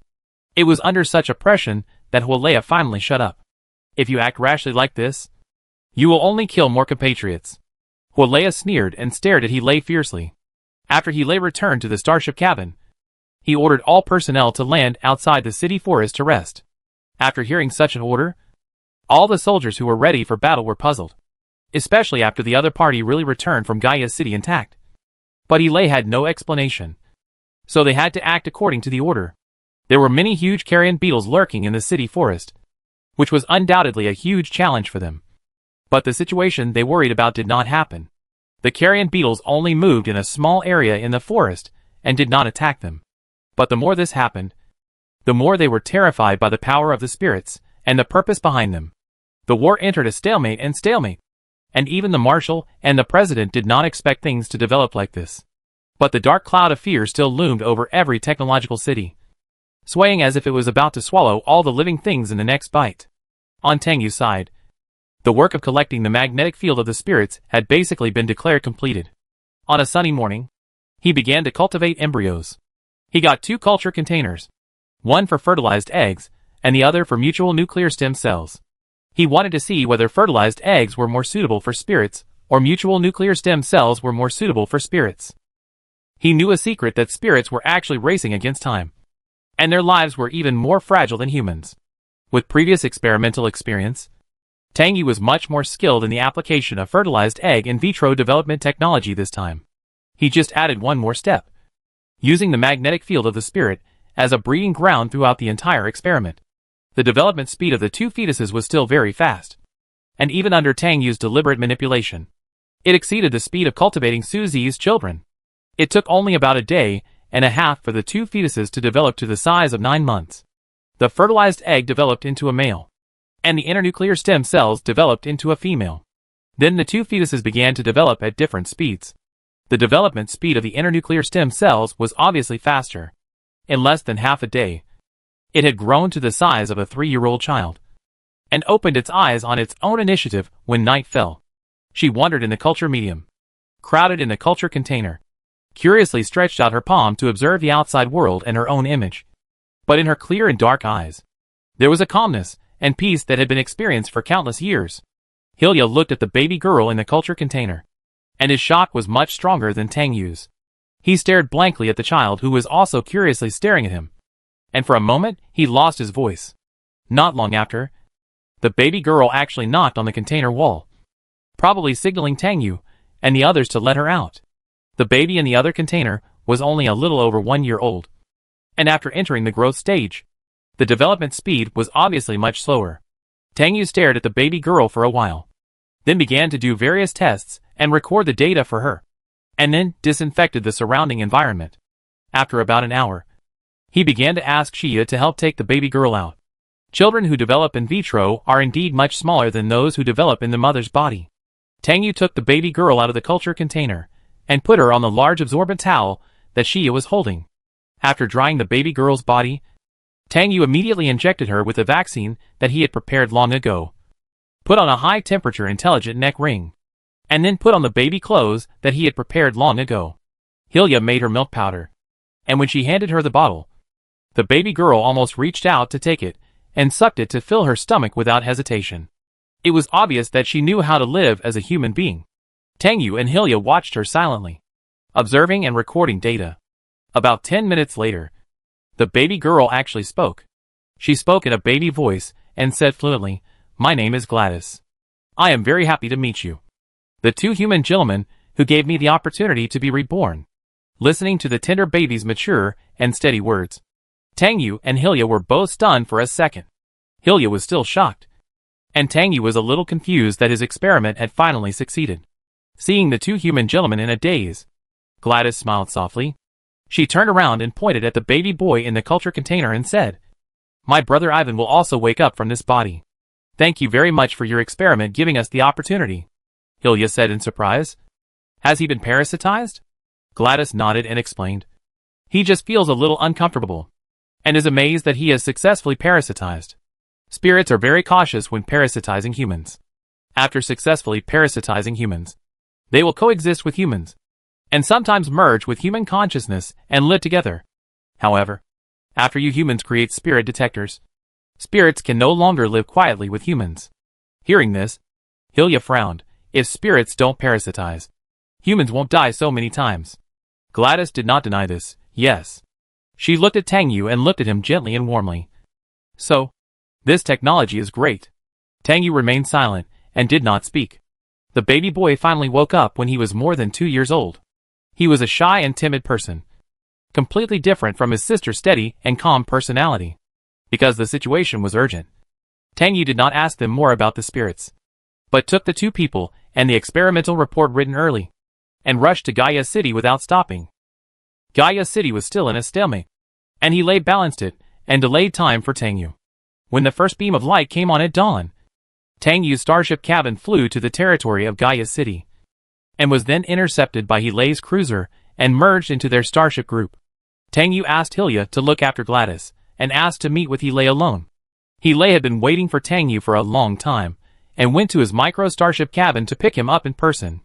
There was a separate office space for Helay on the command starship. Helay took Tang Yu there. Compared with the heavy feeling before, Helay looked relieved at this moment. He had seen the two experimental subjects in Tang Yu's starship cabin. They had indeed been successfully parasitized by the spirit body. He also knew Gladys and Ivan. They were the siblings that Alice liked to take with her to travel around. After entering Helay's office, Tang Yu immediately slumped down on the magnetic chair, closed his eyes tiredly, and breathed slowly. Helay didn't say anything when he saw this.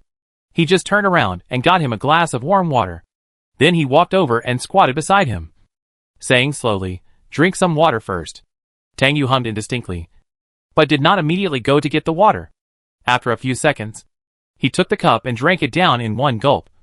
Then heaved a long sigh of relief. "Have you notified the president and the marshal to come over? It won't work without them to sign the agreement." Helay just hummed and slowly stood up.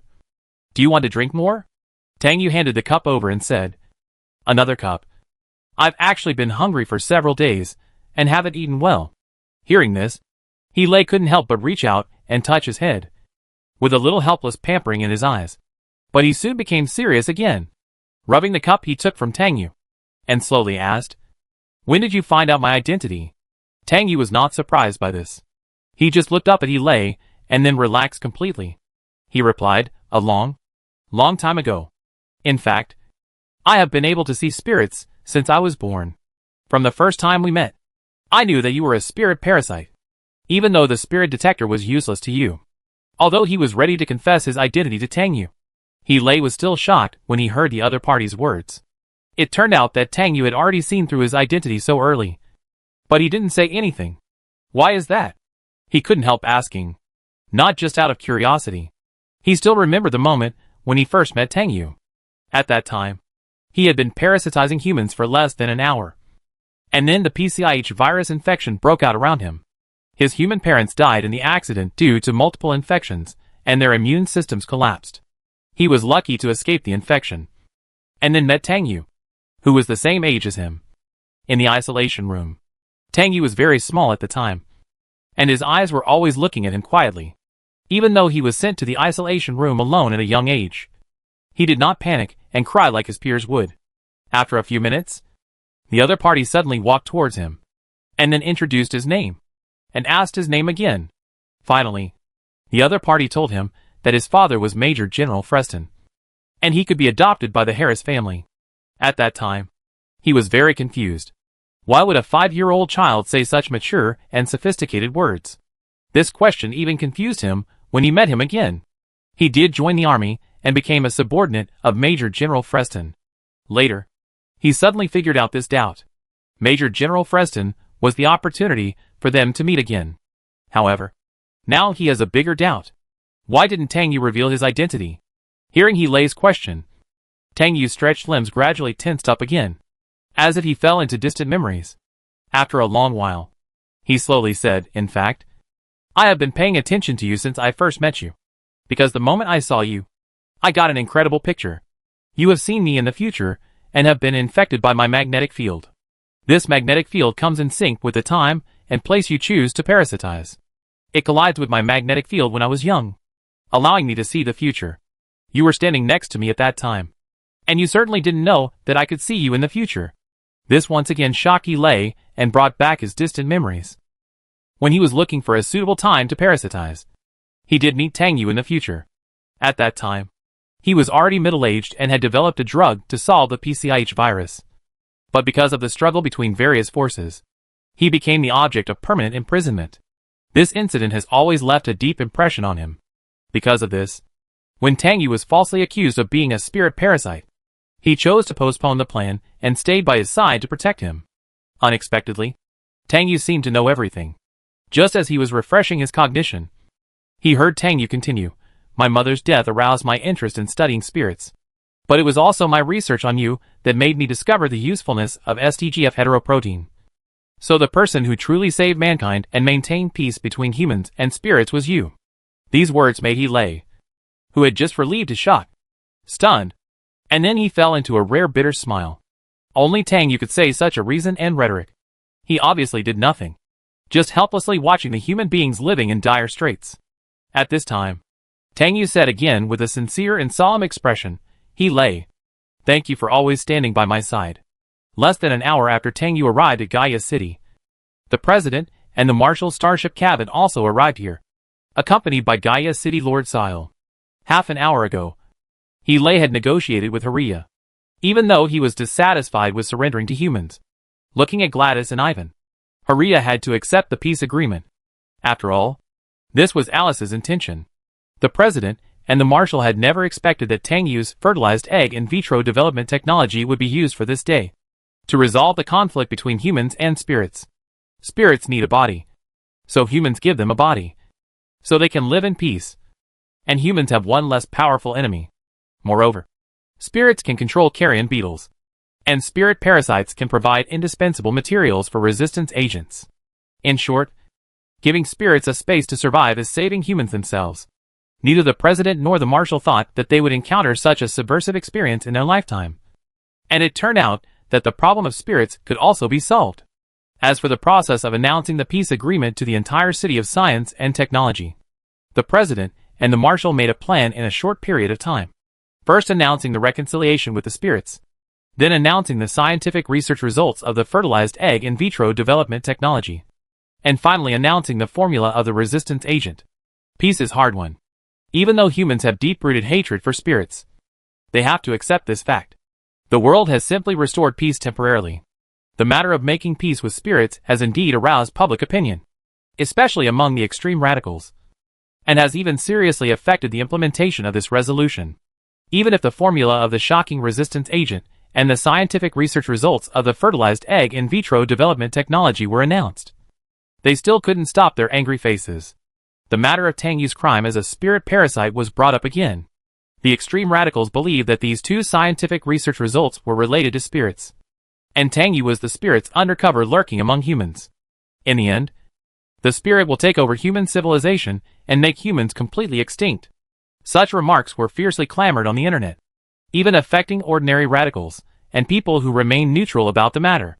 However, 3 days after the public opinion fermented, something that shocked the entire city of science and technology again swept people's senses. Vice President Edgar and the core members of the Scott family were accused by the super government because they violated the interests of human development and mixed illegally produced resistance agents into the market to make huge profits. At the same time, the medical dispute caused by resistance agents that occurred in the first hospital not long ago was also announced. Immediately, public opinion was in an uproar, and the public's attention was diverted from the spirit to this matter. When Tang Yu heard the news, he was preparing an agent in the laboratory to remove the traces of PCIH virus infection for Silmer. The first thought that came to his mind was that Edgar, the old fox, was finally going to fall. Tang Yu simply went all out, logged into his social platform account, and very calmly posted a few seconds of audio, which was some words that Edgar said when he was falsely accused of being a spirit parasite and invited him to meet. He originally wanted to post the recorded video, but after thinking about it, he felt that things without pictures could stimulate people's imagination more. Not long after, Tang Yu received messages from He Lei and Jin Shi, and it was Edgar who instructed Dana to assassinate him. Tang Yu had already had a rough idea of such a result in his mind. Who else but Edgar wanted to kill him when he was at the peak of his fame? But he finally dragged the other party into the pit of the resistance agent, which made up for part of the damage he suffered. Edgar's downfall was enough to make him feel a sense of accomplishment. The fate of the Scott family at this moment also responded to a sentence mentioned in Anna's diary. The sun will set when it is at noon, and the moon will be full when it is waning, which is the truth that prosperity will decline. A first family with an unrighteous mind is against the development principles of the city of science and technology. After reading the news that was in full swing on the internet, Tang Yu sent a message to Gloria, asking her when she would finish her physical examination. He would pick her up and send the elimination agent to Selmo by the way. Gloria went to the hospital alone for a physical examination. This was what she asked for leave from him when she arrived at the hospital. Gloria was coming out of the first hospital at this moment. After receiving Tang Yu's message, she replied while walking towards the place where the light energy suspension car was parked. Then, just as she was about to click send, she vaguely saw a familiar figure standing in front of her. Near her light energy suspension car, Gloria was stunned and looked over quickly. She saw that there was indeed a middle-aged woman with golden hair not far away, staring at her quietly. Her calm face shattered in an instant, and she couldn't help but walk over there quickly. However, the other party did not respond to her excitement, but just turned around and left calmly, merging into the crowd. Gloria opened her mouth to speak, but the word mom finally remained on her lips. After a long time, Gloria couldn't stand up and fell to the ground.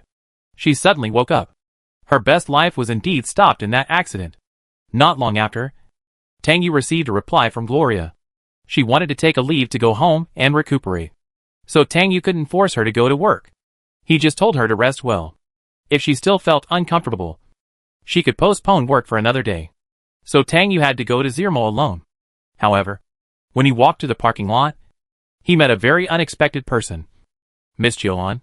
But at this moment, she shouldn't be called Miss Joan, because she is the same woman who invited him to the History Museum. Perhaps she should be called Alice Anin, the one who secretly gave him advice. She was wearing a long-sleeved blue gauze dress at this moment. The faint blue color made her look ethereal and mysterious, and combined with her dignified, majestic and compassionate demeanor, she looked like a goddess who was isolated from the world. She greeted first, Tang Yu. We meet again. Let's chat.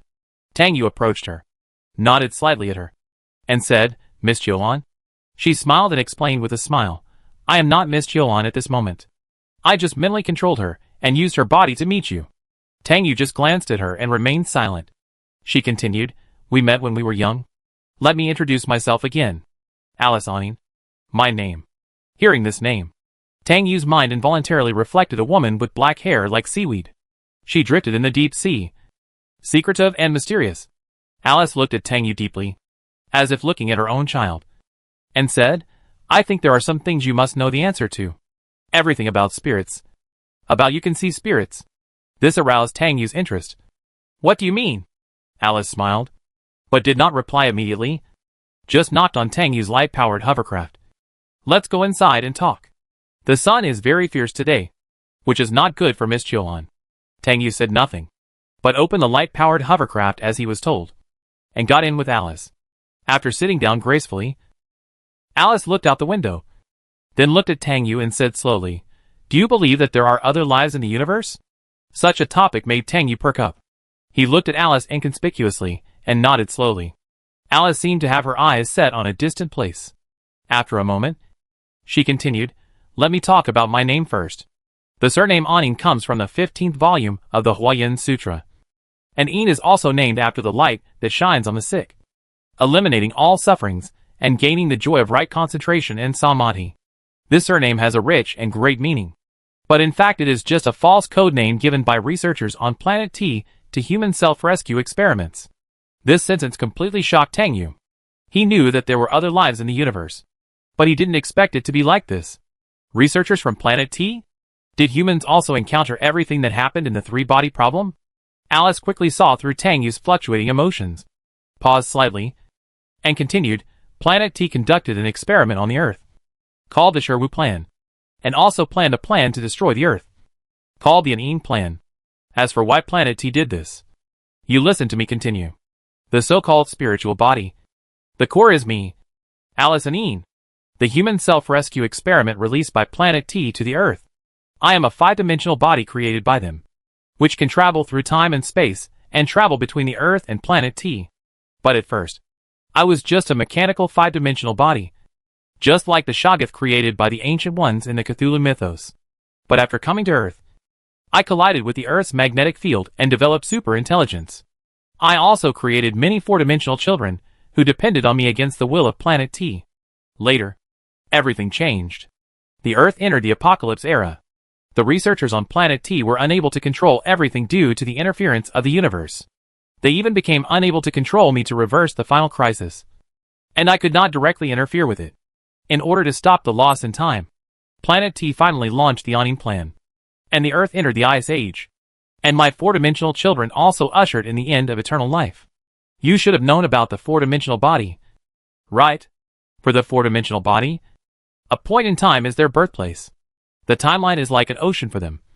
They can travel freely, and stay at one end or the other of the timeline at will. They are not bound by time, and have gained immortality in a sense. But after the implementation of the Een Plan, the end of the timeline leading to the future was ruthlessly blocked. And the four-dimensional body could only keep going back in time to find a way to save its life. After a long period of experimentation, a solution was finally found, which is to parasitize in the human body to reduce the dimension in order to achieve the purpose of upgrading the dimension. When the parasitic human dies naturally, the four-dimensional body will be reborn as a five-dimensional body at an uncertain time point, and can be transferred to other spaces in parallel like me, and then enter a new timeline. Just like jumping from Lake Baikal to Lake Victoria. I know clearly that if we want to ensure that the four-dimensional body does not reach the end, then protecting humans is also the top priority. I have protected humans for so long, and I don't want to see the birth and continuation of humans die with my own eyes. I once traveled back to the eve of the Een Plan to stop it. But no matter what, the axis of history could not be turned. In the end, I could only travel back to the moment before the Earth was frozen countless times, looking for a chance to escape death. Later, I found a necessary thing to start the Een Plan. That is, the coordinates.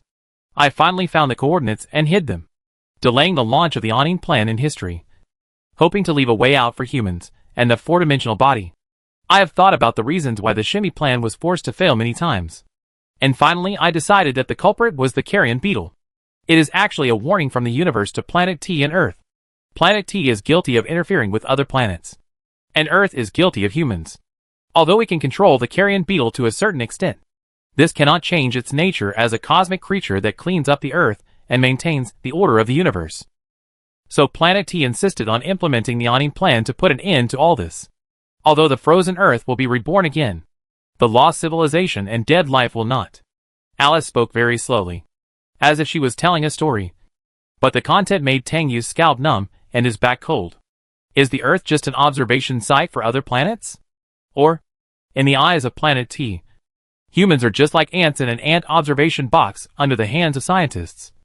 Small but valuable for experiments? Alice looked at Tang Yu in a state of rapid thinking, sighed helplessly, and said the last sentence that stirred up waves. And the coordinates selected by Planet T are you. Tang Yu. This word immediately woke Tang Yu up, and his indifferent face was full of shock. But at this moment, a picture inexplicably appeared in his mind. The ice and snow city that appeared in the mirage in the 16th area may be the scene after the Earth was frozen, and time stopped. Alice couldn't help but look out the window again. But this time she smiled slightly and said slowly, "But all my efforts have been successful. Even if the Earth is frozen, when time flows again, the The stagnant actions of mankind will only continue, and will no longer be annihilated in the long river of time. This conversation almost consumed all of Tang Yu's energy. After parting with Alice, he returned to the laboratory and postponed the matter of sending the elimination agent to Zermo. After resting for a while, Tang Yu felt much better. But not long after, he received an unexpected message. Asa, who had not seen him for a long time, suddenly sent him a message. The content was very simple and concise. He would follow the astronauts into space to carry out the plan to land on Mars. Seeing this message, Tang Yu couldn't help but think of what Asa had mentioned to him about discovering other life substances in the universe. And a strong worry suddenly swept over him. However, not long after, he suddenly let it go. Why only allow other life to explore the Earth, but not allow the Earth to explore other life? This is a great project, carrying the never-ending spirit and enthusiasm of human exploration. It is because of this that human beings can continue to thrive.